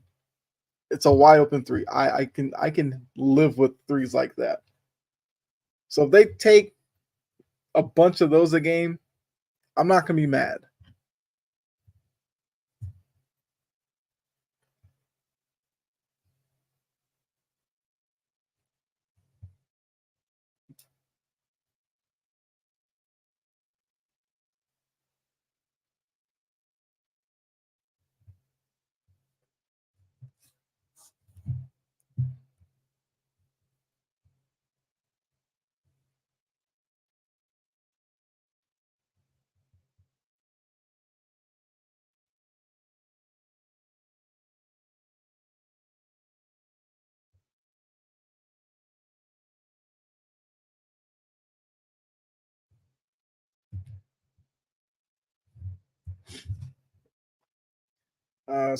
We're in another timeout.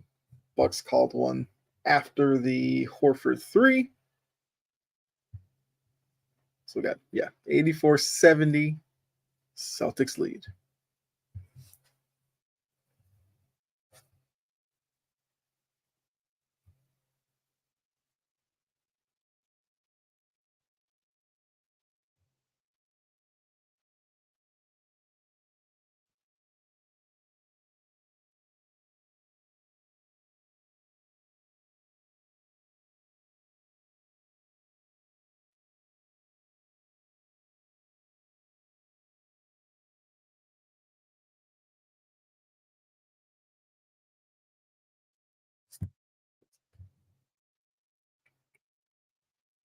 So during the timeout, you guys can throw questions and everything. Everything's on the table. We've talked NCAA, we talked some NBA. I mean, nothing really much in the NFL right now. Don't know how many of you are baseball fans. Because that would be a question. How many of you got up at 6 a.m. this morning to watch the Dodgers and the Padres play?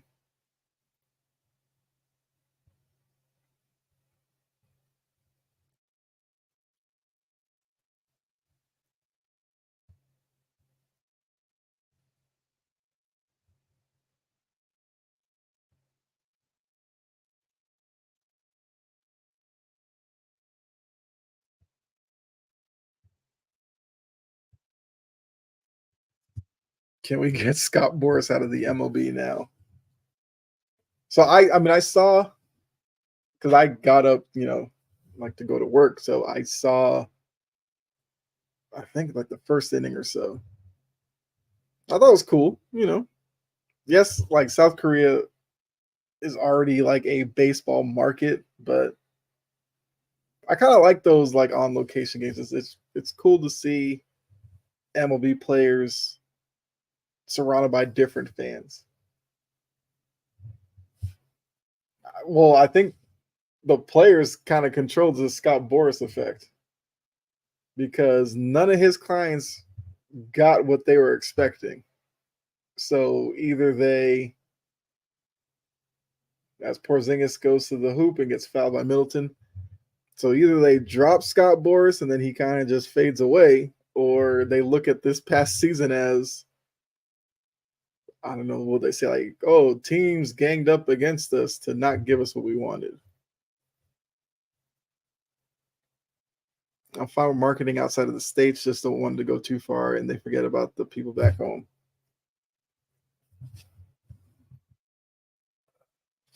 I mean, that's true. Also, the Cavs have just taken the lead on the Heat, but I mean that's always going to be the challenge. How do you balance the two? Because if they go overseas, they can't do it at a time where those fans over there won't watch. Otherwise, what's the point of going over there? But then because of the time difference, it just makes it really weird for over here. I mean, look, don't know how many of you are wrestling fans, but they dealt with that when they were down in Australia. Like they had a big event going off, and it was what 4:30 in the morning here in the States. And that's on the East Coast. So you were on the West Coast, like you were tuning in. It's like what 12:30 at night. Well, 12:30 a.m. I should say. So it's always the juggling act you have to kind of go through. Porzingis at the line for two. Makes the first one.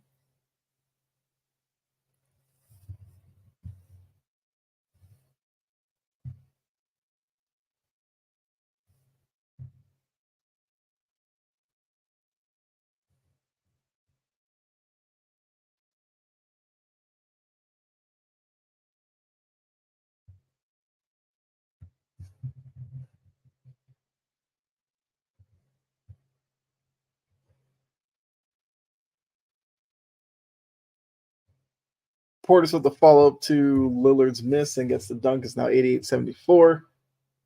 All right, so looks like Pat Beverley's about to come into the game. The Bucks are in.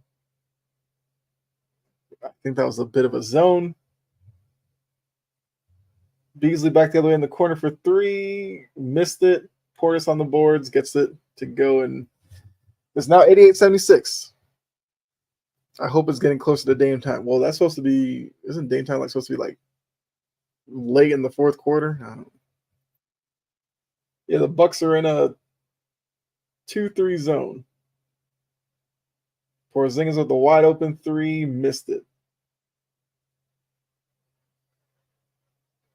So once again, that was a missed three, but it was a wide open three to a guy in Porzingis who shoots the ball well.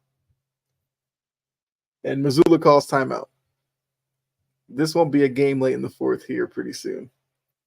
I mean, it'll depend.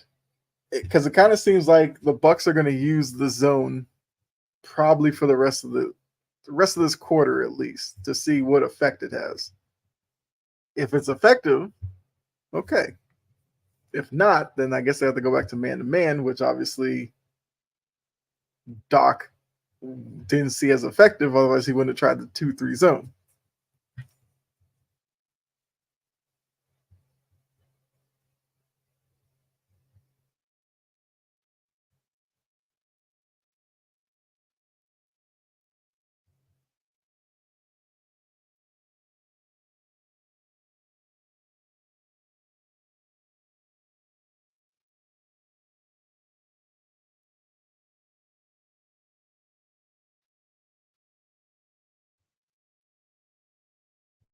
I wish I had your optimism, but I'm a Wisconsin fan. It seems to be a cycle of getting hopes up and shattering every year, every sport.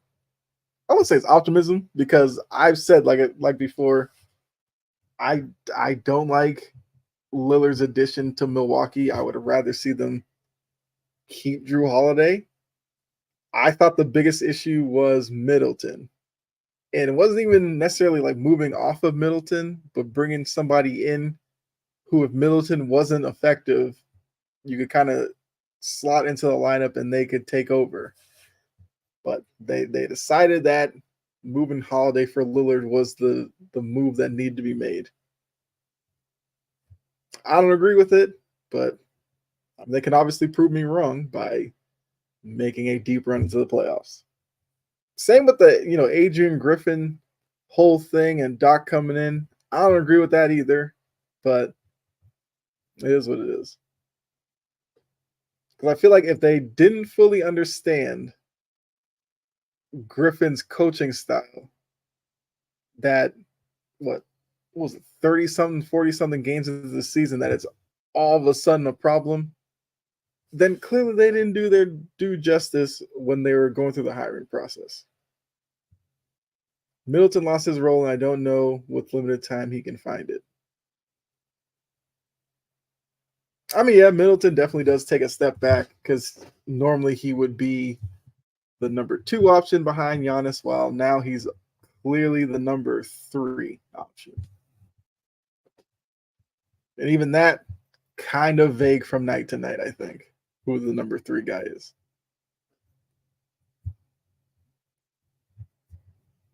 Well, I mean, look, if you're a Bucks fan, they're winning the third quarter right now, 20-19. Mm-hmm. Griffin got screwed. He came in as a defensive mind with Holiday when they flipped it on him and got Dame, who wasn't a great defender, which led to his downfall. Yes, I do agree with that. Griffin is, he wanted them to be like a pressure defense type of team. You were not doing that with Damian Lillard as your lead guard. Then again, if they were entertaining plans, Pritchard for 3 from the corner knocks it in. If they were entertaining the idea of moving on from Drew Holiday, why bring in a defensive-minded guy like Griffin to begin with? I get it. The story was they wanted Nick Nurse. Beasley for 3, missed it, and they called an offensive foul on Bobby Portis. But like the story is, they wanted Nick Nurse, but Giannis didn't want Nick Nurse. So they just went with Adrian Griffin, who was on Nick Nurse's staff. And part of that, I think, was Giannis and some of them thought Griffin would be a guy that they would probably be able to control, I guess you would say. Tillman with the offensive rebound out to Pritchard, over to Horford, over to White for 3. That's off. I think, they call a foul on Tillman. But, yeah, I just don't get it.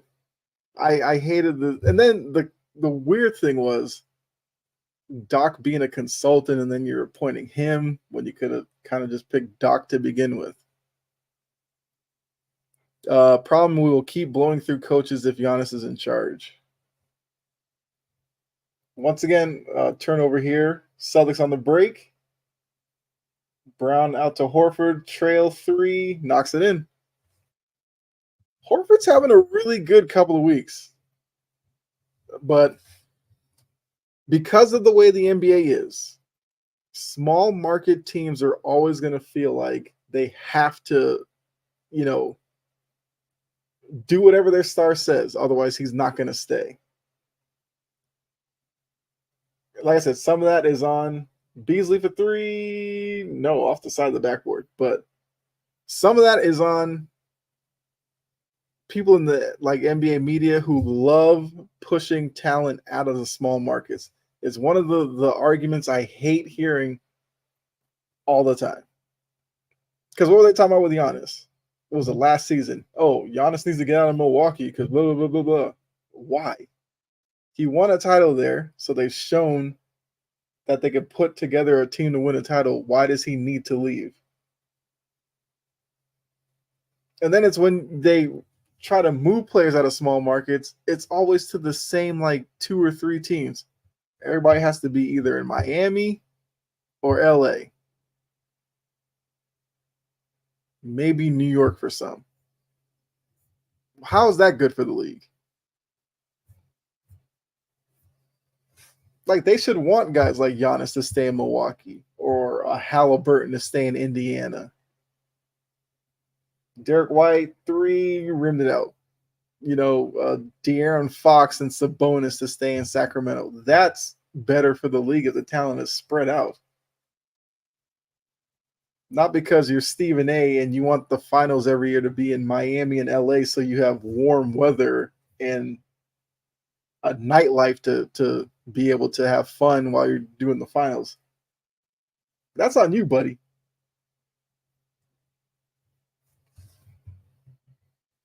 So we're running out of time for Dame to start rolling here. I mean, yeah.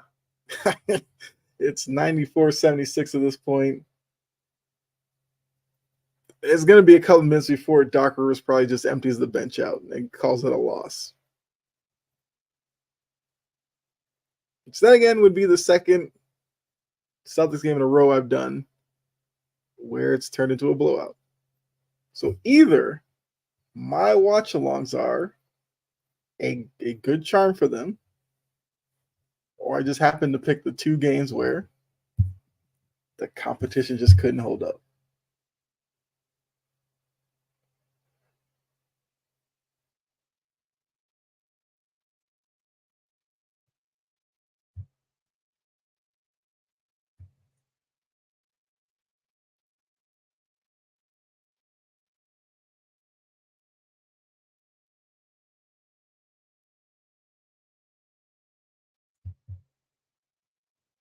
All right, so we got 2 minutes to go in the third. Pritchard into the lane, pull up, long with it.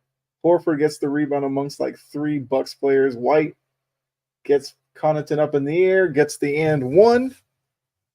I don't believe there's a good charm for the Bucks. Who do the Bucks do well against in the playoffs? Don't they do well against?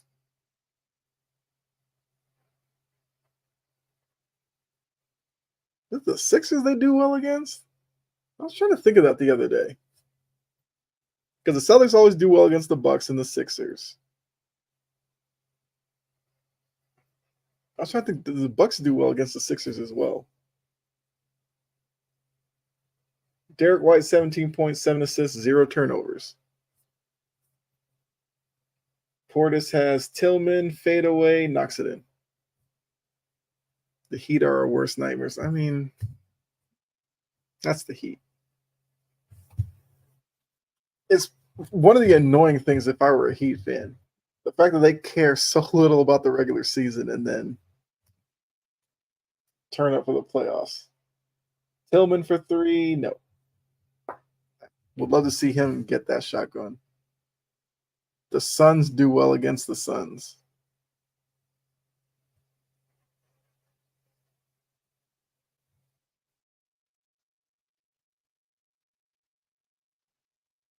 I would hope.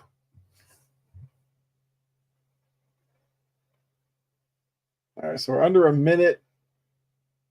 Brown's got it. Gets into the lane. Nice scoop layup. And it's now 101-80, 45 seconds to go in the third quarter. Well, that's Gallinari. I was just figuring who that was guarding him. I forgot Gallinari was in Milwaukee. Oh, boy.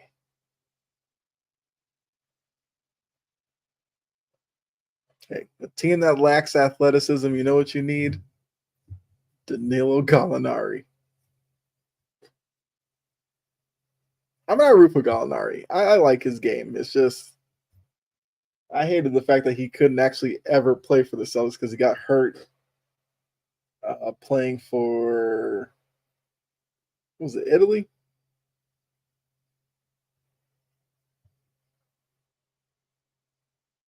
Although Gallinari did get a little bit of a strip there. 2-1. Can Portis get it off? No.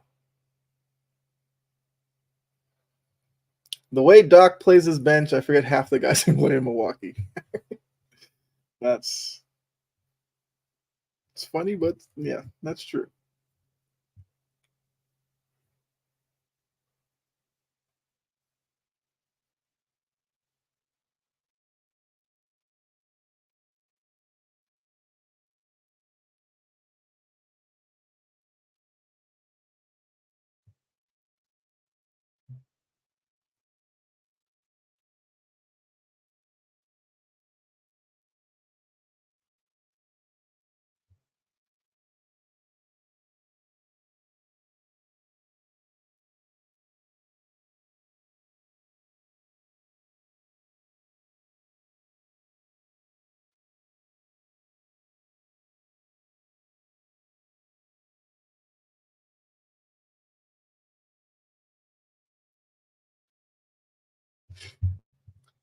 All right, so we got a timeout in between the quarters here.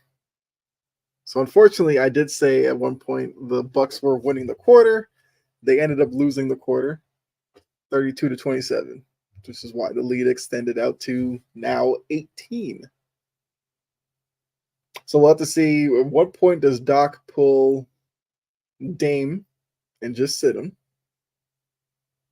Then at that point, when does Missoula pull Tatum and Brown? Because I don't know the Bucks' schedule. When is their next game? Oh, the Bucks play tomorrow. So it kind of would make sense to pull them if this game's out of reach. Then again, you're playing the Nets. Brooklyn can't really beat anybody these days. So.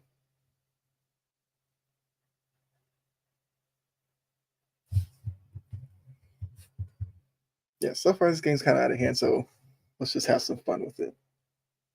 So the Bucks. Let's see their next few games. They got the Nets, who I said it's the Nets.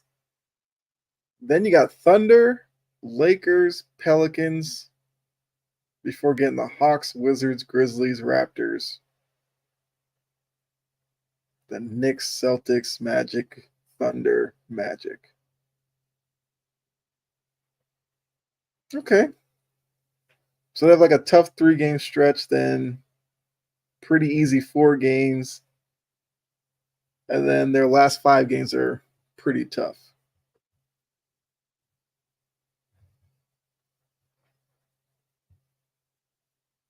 Let's see. Celtics have, I think the Celtics have some days off after this one. Let's see. So they got the Pistons on Friday. Okay. Then the Bulls, Hawks, Pelicans. That's interesting. Hornets, then the Thunder, Kings, Blazers, Bucks, Knicks. Oh, God. Celtics have a pretty easy schedule. I'll take that. The Bucks make those games anything but easy. I mean, like I said, the Nets. The Nets find ways to lose games. So I feel you're pretty comfortable there. Tatum missed the 3. Pritchard with the rebound.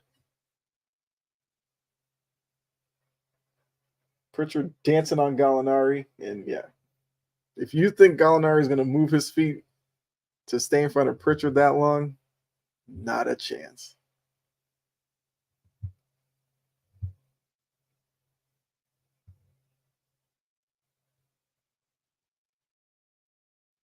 The Bucks have Connaughton, Beverley, Middleton, Portis, and Gallinari. And they're playing zone because they'd have to with that lineup on the floor.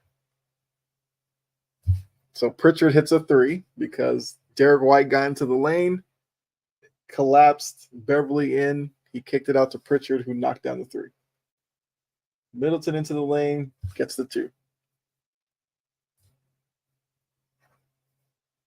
These are games where Pritchard low-key kind of goes off in fourth quarters. Tatum off the screen. Portis is in the lane. Tatum rises up. Comes up short.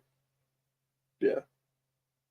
This line is clear. Yeah, the Bucks line out there is, like I said, clearly going to play zone.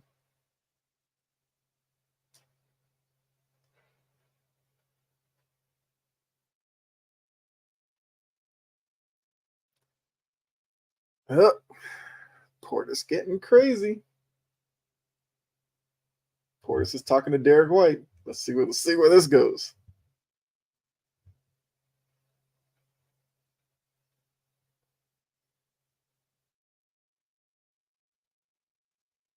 So, clear Pat Beverley fashion, he goes up and fouls Derek White.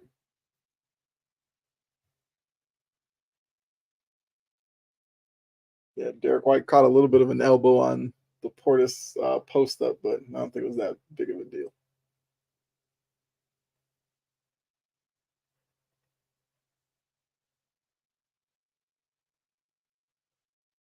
Hey, Gallinari got a dunk. I think it's his first bucket. I think so.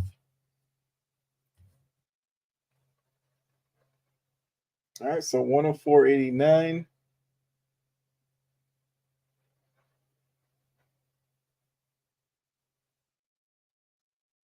I mean, that was a foul on Pritchard they didn't call. Here's Portis, gets it to Middleton, floats out to Gallinari. Woof, that three was ugly.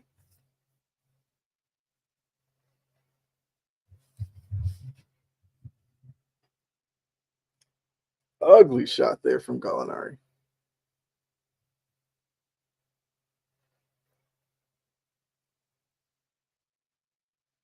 Looks like Porzingis is going to come back into the game.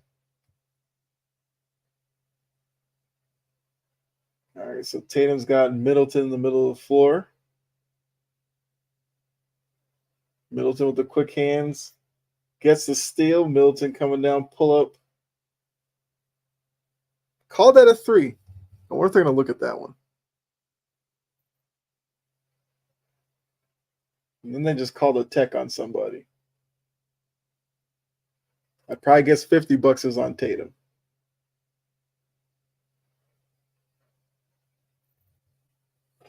I think it was on Tatum. All right, so 104.92.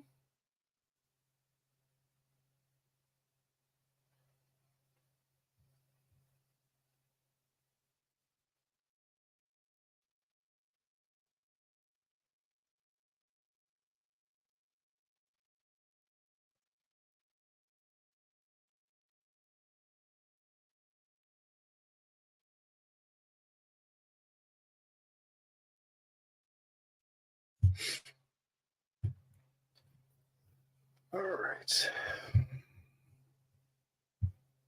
So it's kind of one of those games where you're like, let's just get the clock moving. Let's just keep it going.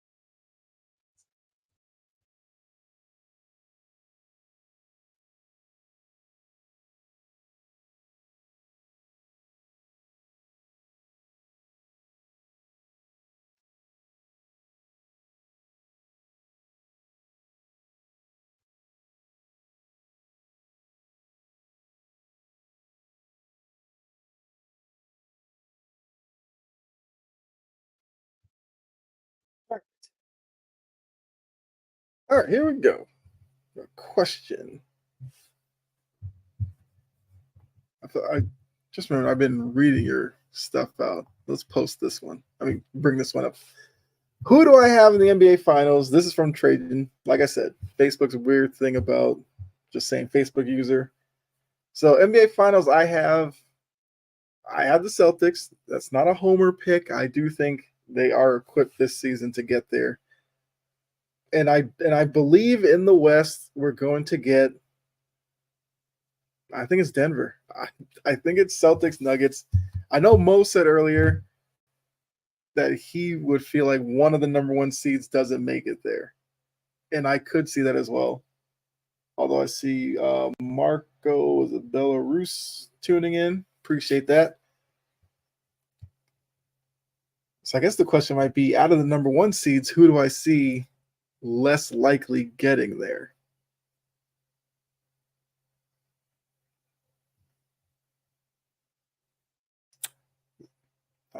I may have just stumped myself with an interesting question. So let's see. Biggest roadblock to a team like the Celtics, I feel like, would be Milwaukee. I don't think the Knicks are ready to compete with the Celtics in a 7-game series, although I'm a little intrigued by the Knicks. And in terms of the Nuggets, who would give the Nuggets the most trouble? Pritchard for 3 in the corner, short. Because you got to think of like the Jokic factor.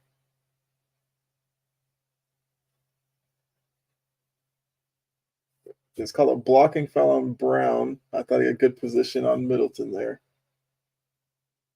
That's a charge. Get out of here. And the Heat ended up beating the Cavs. I was just about to say, the T-Wolves have a roster to give them problems. My biggest thing with the Timberwolves is Cat. That's a bad pass by Middleton and a foul on Portis. Because Gobert on Jokic, I don't love that matchup, but I think Gobert can, handle his own.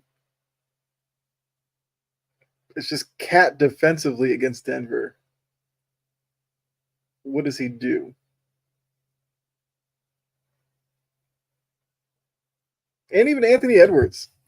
I did say earlier, like, Anthony Edwards doesn't have pressure, but he wasn't great in the playoffs last year.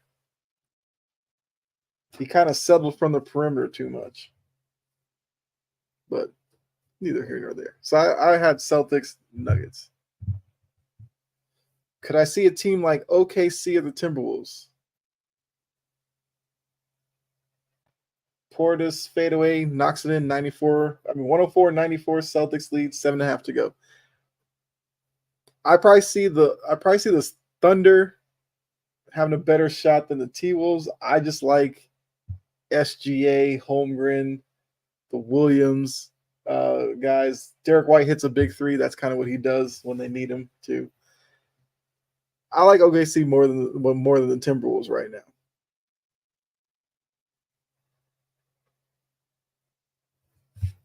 Because I feel like if you look at those two teams, SGA is clearly not clearly, I'm not going to say it, but he's probably the best player out of those two teams. And that's, like I said, no shade towards Anthony Edwards because I love Anthony Edwards' game. Then after that, who would you go with? Maybe Chet.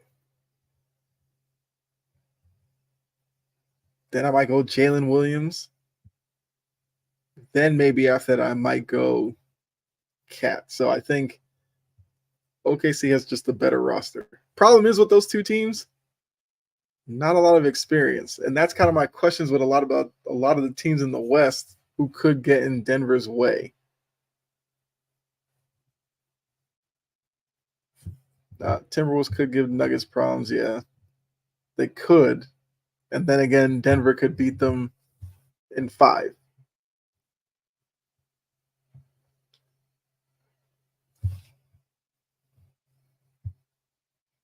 And also, it seems like in the West, whoever the hot team is changes from week to week.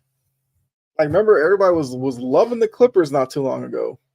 Have you seen the Clippers play recently? They're losing to bad teams right now. Like they just lost the game to the Hawks the other night. I think the Hawks won by double digits. Like that's a problem. So yeah, the Clippers have their issues. Phoenix, I think they still have a depth problem. And the only way Phoenix is really going to win, Katie, Booker, and Beal will have to shoulder like 90% of the scoring. Who else can you rely on that team? Like Eric Gordon seems like he's struggling to fit in. Nurkic is basically just a rebounder for them. So yeah, I don't really like Phoenix either. And then in terms of the play-in teams, could any of them knock off the Nuggets in the first round? I'm gonna say no.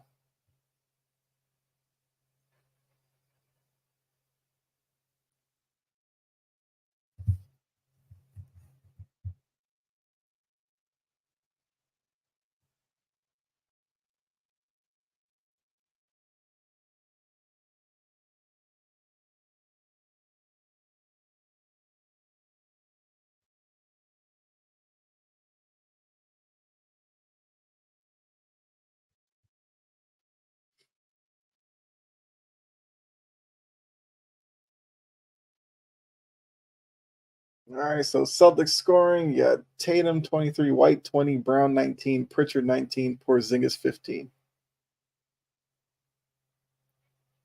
And Celtics 17 of 35 from three.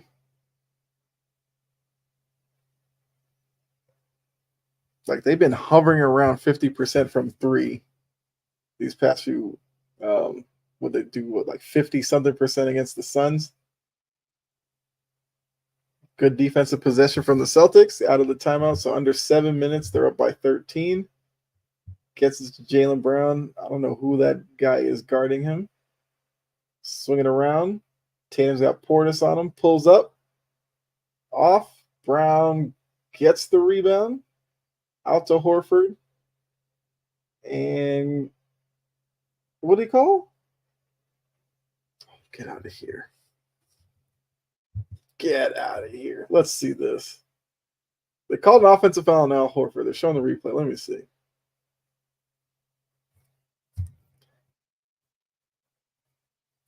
I don't know about that. AJ Green. Okay.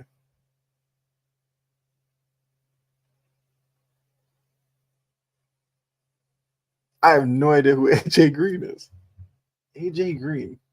Does that name ring any bell? Lillard. Well, there you go. Lillard just hit a step back three, so I guess Dame time starting.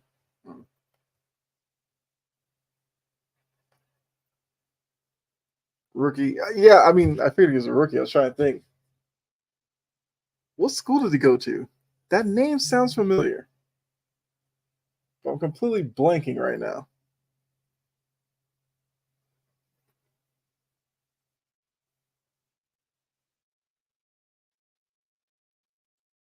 Derek White, another big three.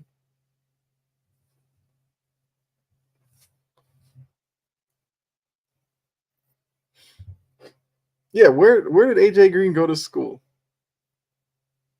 Northern Iowa. Bobby Portis long on that mid-range jumper from the baseline. He's giving off Northern Iowa vibes. I probably would have guessed, to be honest with you, I probably was going to guess like Wichita State. If you told me AJ Green went to Wichita State, I'd say, yeah, I can see that. No. I mean, I know AJ Green, the football player, yes, but I felt like I heard AJ Green maybe from a tournament or something. Maybe it was just the draft and I heard the name and heard the school or whatever.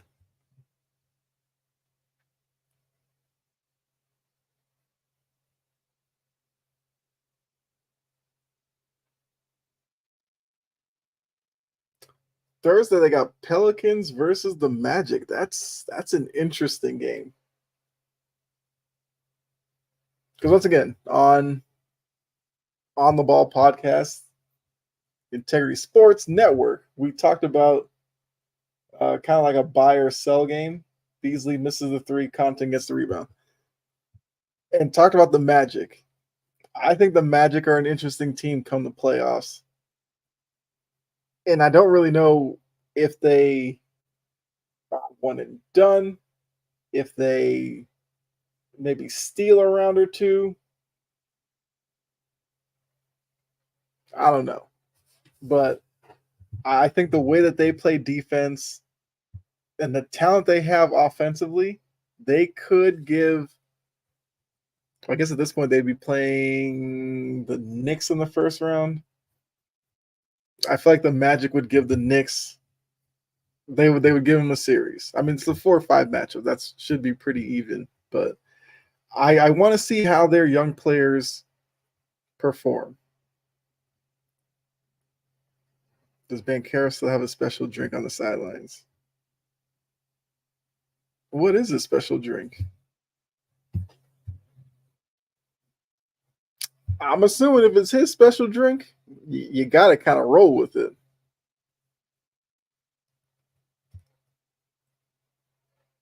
Can't say the last time. I can't picture Banchero going to the bench, drinking. What was he drinking?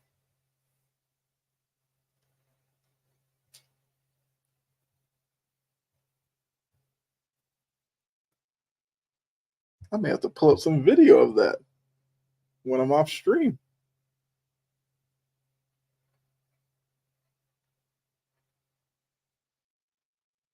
He gets bad cramps, like super bad. Used to come out of games at Duke because of them. Special drink to help. Okay, so I'm assuming, I know, like scientifically, if you're cramping up, the best drink is pickle juice, I think.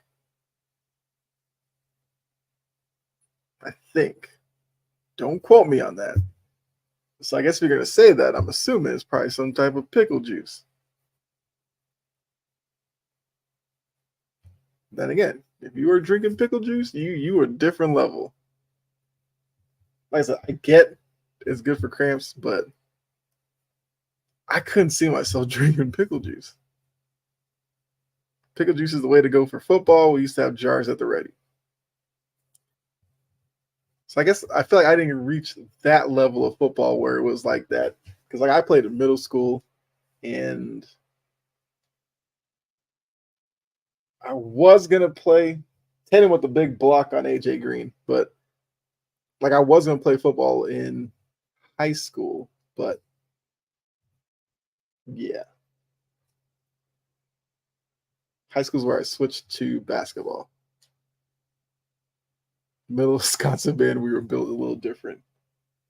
I look, if you're gonna tell me you're from Portis with the runner in the lane, if you're from like Wisconsin or Iowa, I feel like you're probably built different just to begin with. I've seen enough Wisconsin and Iowa football to know the kind of athletes that come out of that area.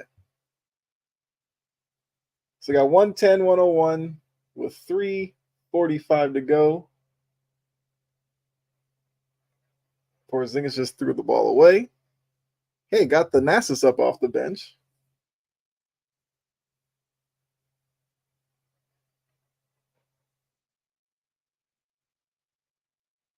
Beasley missed the three. AJ Green tips it out to Portis. Bucks with the ball again. Portis for three. Knocks it in. All right, we got ourselves a game. Cheese with a side pickle juice was the way to go. I couldn't do it. At that point, I'd probably just deal with the cramps. Cheese and pickle juice.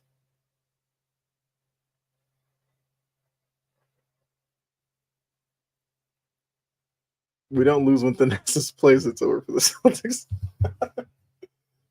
Although, if Giannis is on the court, Thanasis would be standing up the whole time. So he doesn't play, and now all of a sudden Thanasis knows how to sit on the bench. That's disrespectful. Shows he's not locked in. He's not into the game. Oh, hold on. Maybe I was wrong. Thanasis was up for the free throw.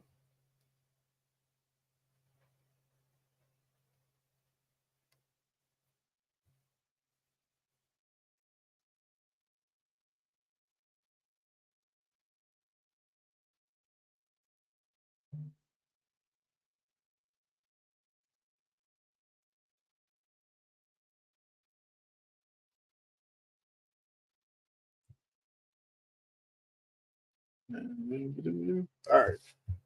So Jalen Brown missed both free throws, which Thanasis had a reaction to. He high fived somebody behind the bench. So there you go. That was his contribution tonight. Mentally, he forced Jalen Brown to miss those two free throws.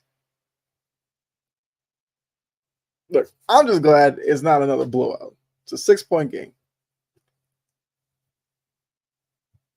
Because if you did not see me do that watch long for Celtics Warriors, when the game was around 50, I was here searching for stuff to talk about.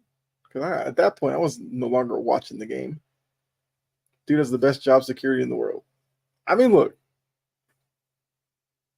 I'm assuming he's a great locker room guy. He probably, is really good in practice.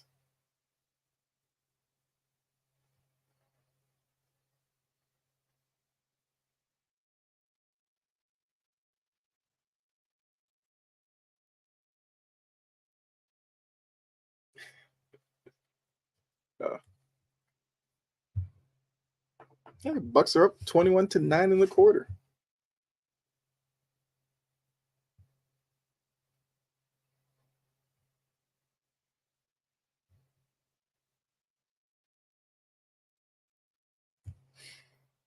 One ten, 104, 305 to go.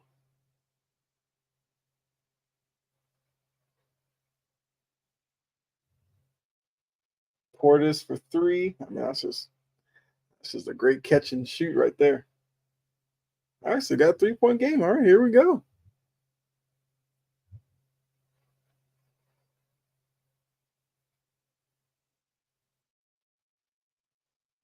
Tatum down low to Porzingis in the corner. Nope. Connaughton hits the rebound to Lillard. Coming back the other way. Lillard gets the screen. Portis going to shoot another three. All right, that was a heat check.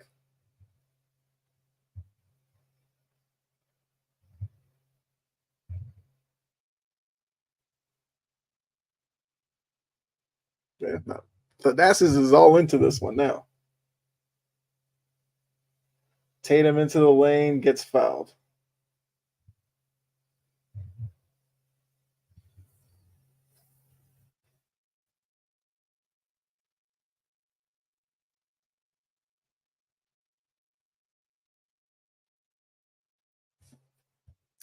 I can't say I remember a time where Portis has played the Celtics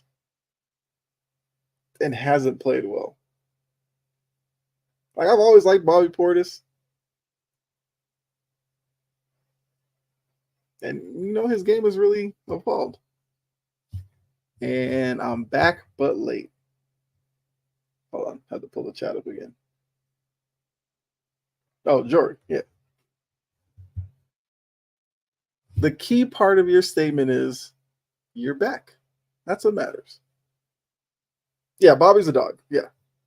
I will never really criticize Bobby Portis. I would take Bobby Portis. I mean, Dame that was Dame time. Airball in the three.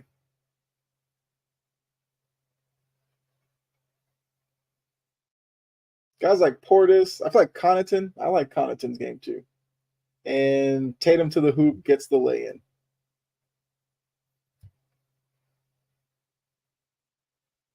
All right, so that pushes the lead back up to 7.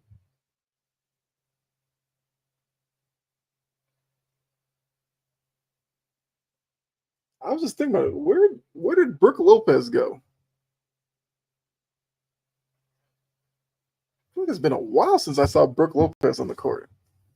I was told Dame time was late in the fourth. Well, he tried. Okay.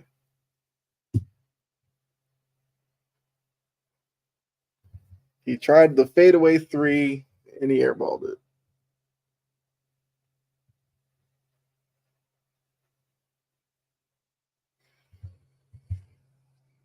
Yeah, so we are coming out to the end here. 138 to go in the quarter. Appreciate those of you tuning in. Like I said, if you're new to the channel, welcome in. Appreciate you. These play-by-play watch-alongs are something I will try to do at least once a week. Probably do them more often once the playoffs start.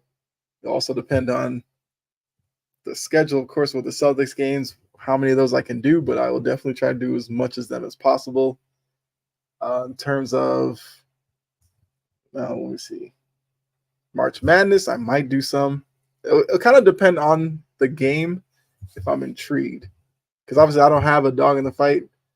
Being from Boston, BC rarely makes the field. Although BC is in the NIT. They beat Providence. Unfortunately, I was on a show when that game was on, so I couldn't really watch it. I might do a BC NIT game. Because I actually like this BC team. I think Earl Grant's doing a great job with them. Lillard goes to the hoop and makes the layup, but I mean, Brown was giving up the 2. Would rather give that up than the 3. I'll be here for March Madness. Okay. Like I said, the whole multi-view thing. This is what I've been waiting for. Because I have YouTube TV and that's a feature with them. So I will be having. Oh, Porzingis just flies in for the rebound, gets the putback dunk, flexes for the crowd. That might be it. I don't know. We'll see. But yeah, the multi-view will be going tomorrow about 12:05. I think that's when the first game gets going. Well, there you go. Lillard just hit a. Well, this time he hits the step back three. But yeah, that multi-view is going from noon to midnight.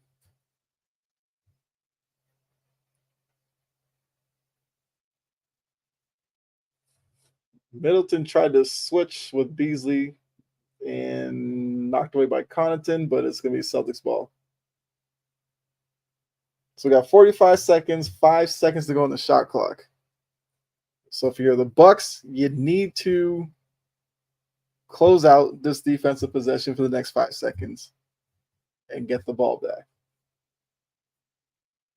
All right, so Tatum's going to inbound the ball, gets it to White, gets into the lane. The runner comes up short.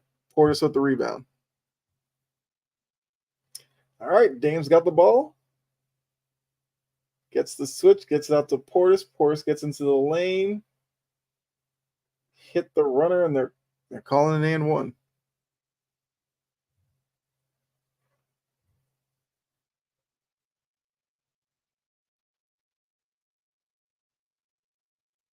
That's a weak and one. Okay.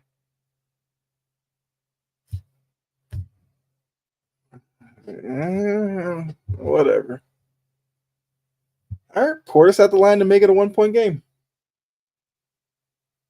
They brought Beverley in, who's, I don't know, looking a little confused at what he's supposed to do. Portis with 14 points in the fourth. All right, looks like they're doing a little offense-defense here. So they have Beverley come in for Lillard. Lillard is at the scorer's table. Portis missed the free throw. So they're hoping to play defense here and then get Lillard back in for their offensive possession. Beasley with the unnecessary gamble there fouls Jaylen Brown.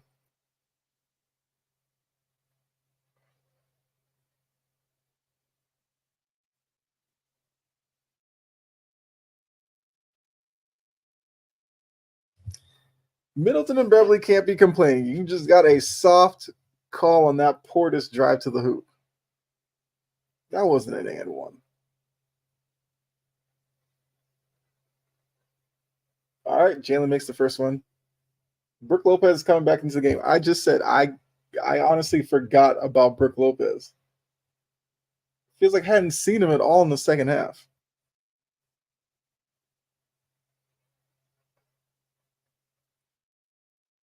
The Nassus has the gum going. He's calling for the boxing out. Jaylen Brown makes the second. Agreed, bad call. Yeah, that was a terrible call on the Portis drive.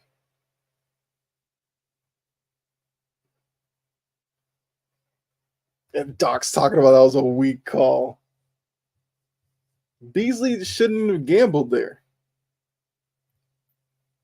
He had Jaylen Brown pushed out beyond the three to take the pass. You let him catch it, and you're already up there on him. Force him to move one way or the other. Well, I don't know. Celtics had a field day around the rim when Lopez left. Yeah, I didn't. I don't know if it's because Doc was going 2-3 and he didn't want Lopez out there. I don't know. That was weird. I mean, Lopez wasn't really giving you much offensively. Maybe that's why. I don't know. That's probably it. He probably wanted to go smaller with Portis because Portis did get going in the second half. That's hilarious with that call. The Doc's going to call the foul on Beasley a weak call.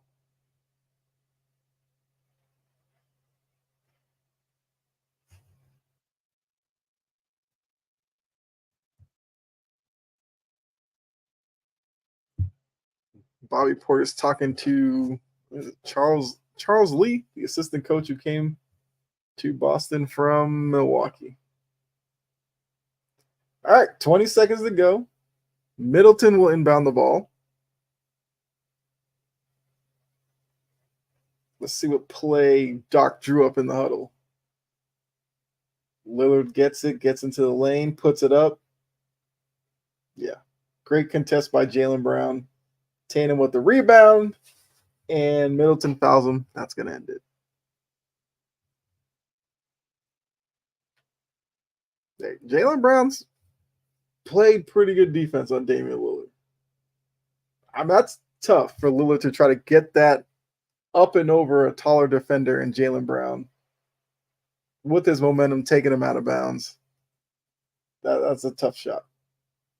Tatum makes the first. Doc's complaining about something else.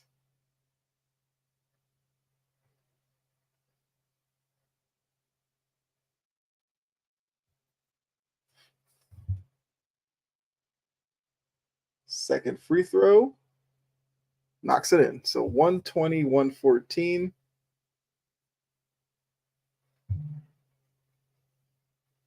Portis for three in the corner, knocks it in.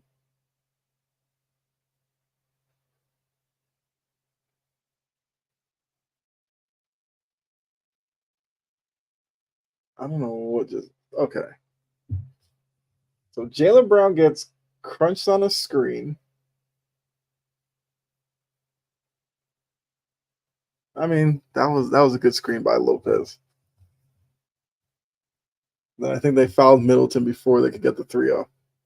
No, Giannis limits this Bucks team to what they can and can't do. Well, yeah, because with Giannis and his ability to overpower his defender, that creates so much for you. Also, kind of the reason why the Celtics do play really well against Milwaukee is that they usually have a bigger body defender who kind of takes that from Giannis, and you don't have to overreact to it necessarily bringing in another defender. But against some other teams, yeah, they run double teams at Giannis, and Giannis can pass really well out of that, which does help guys like Middleton and Lillard. So you take that out of the equation. Now it's, yeah, definitely different looking offense.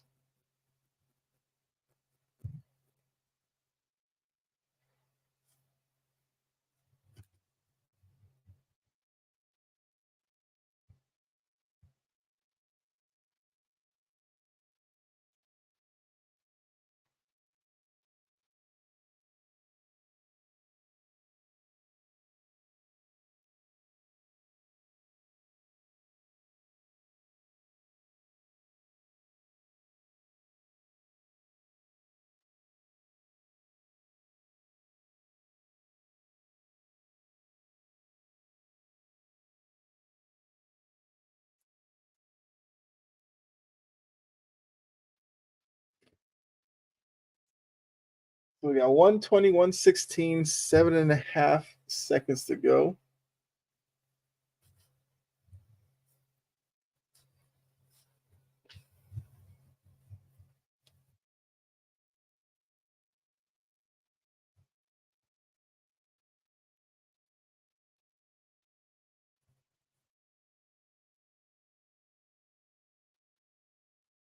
Yeah, so we had no Giannis this one, no Drew Holiday as well.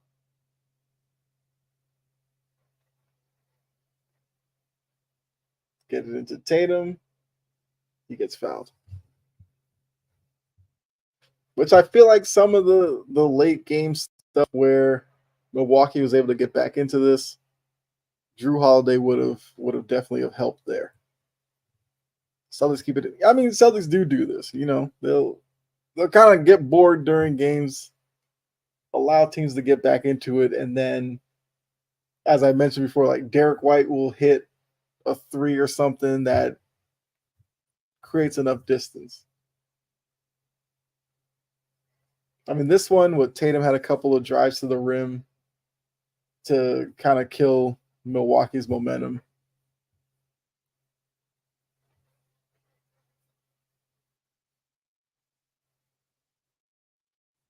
All right. So 122, 116.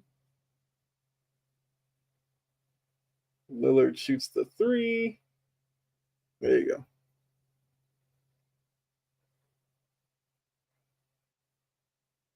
All right. 122, 119. Like I said, the game was competitive. That's what I cared about. I hate doing watch longs and the game turns into a blowout.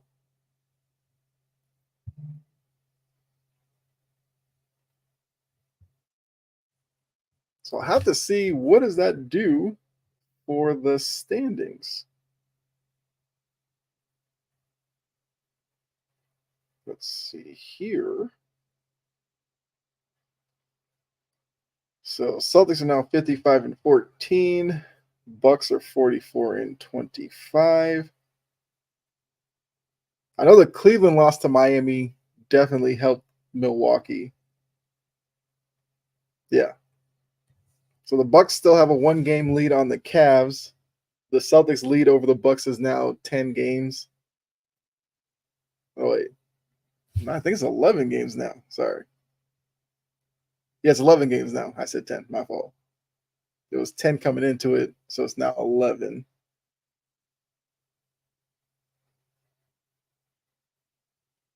So 11-game lead on Milwaukee with 13 games to play. Okay. Yeah, the Celtics have like an 8-game lead on the Thunder. So they'll probably clinch the overall number 1 seed in probably like a week and a half or so. Yeah, so now we are into the post game.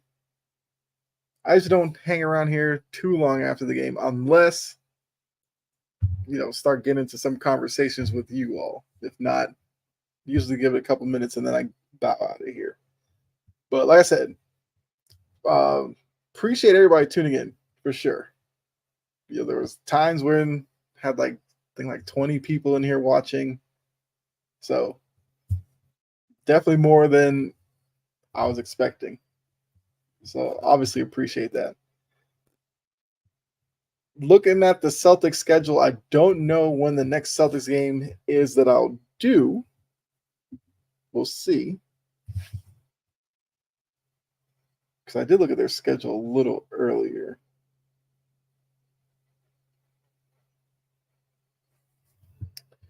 What do we got here? What do we got here?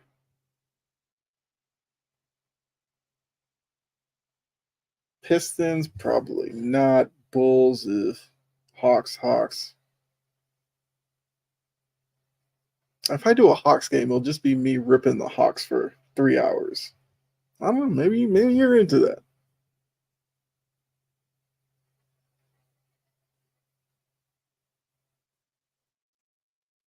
I mean, they got the Pelicans at the end of the month. If I'm definitely around for that, that would probably be the next game I would do. I do want to watch the Pelicans up close. I know they're playing well right now, and Zion. Hey, Zion's on the court. That's a win for New Orleans. This was awesome. Great watch along right here. You definitely should do some March Madness games. I got to go talk about the Bucks loss in my show now. I'll tune into the next one. Hey, I appreciate that. Like I said, I'll definitely try to do some March Madness. Like I said, it'll kind of depend on the matchup. Actually, it doesn't even matter what the matchup. If I'm able to and have some time to kill, I will definitely be here, probably starting tomorrow, to do some games. Yeah, I'll definitely do that. But yeah, appreciate it. Appreciate you, Con Man. Thanks for coming through. Yeah, so the next thing I'll probably do will be end of the month when they face the Pelicans in terms of a Celtics game. And then the April schedule might do the Thunder game because I would love to see that one. Maybe the Kings game. I mean, there's a Bucks rematch April 9th, but that's a Tuesday. Can't do that. Yeah, so it's probably a couple more games I'll do for the Celtics. At least until they get to the playoffs, and then playoff-wise, like I said, try to do as many. So they got Warriors, Grizzlies next. To be honest with you, I haven't watched a lot of Grizzlies this year. I'll tune in a little bit to that off stream, but yeah, appreciate all of you. Like I said, if you're new, go ahead and hit the like button, then follow or subscribe, depending on your platform. Greatly appreciate it. Yeah. Oh, I wanted to see some scores around the league. The Kings destroyed Toronto 123-89. I mean, the Raptors, whatever. Pacers beat the Pistons. Miami beat Cleveland. And then OKC's up on Utah. Portland and the Clippers just got underway not too long ago. And Sixers, Suns.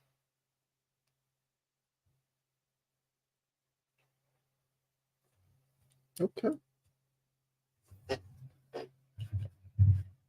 So let's see here.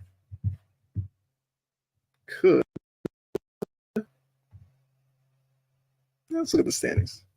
I'll show you guys the standings. Oh, they haven't updated it yet. Still says 54 and 14.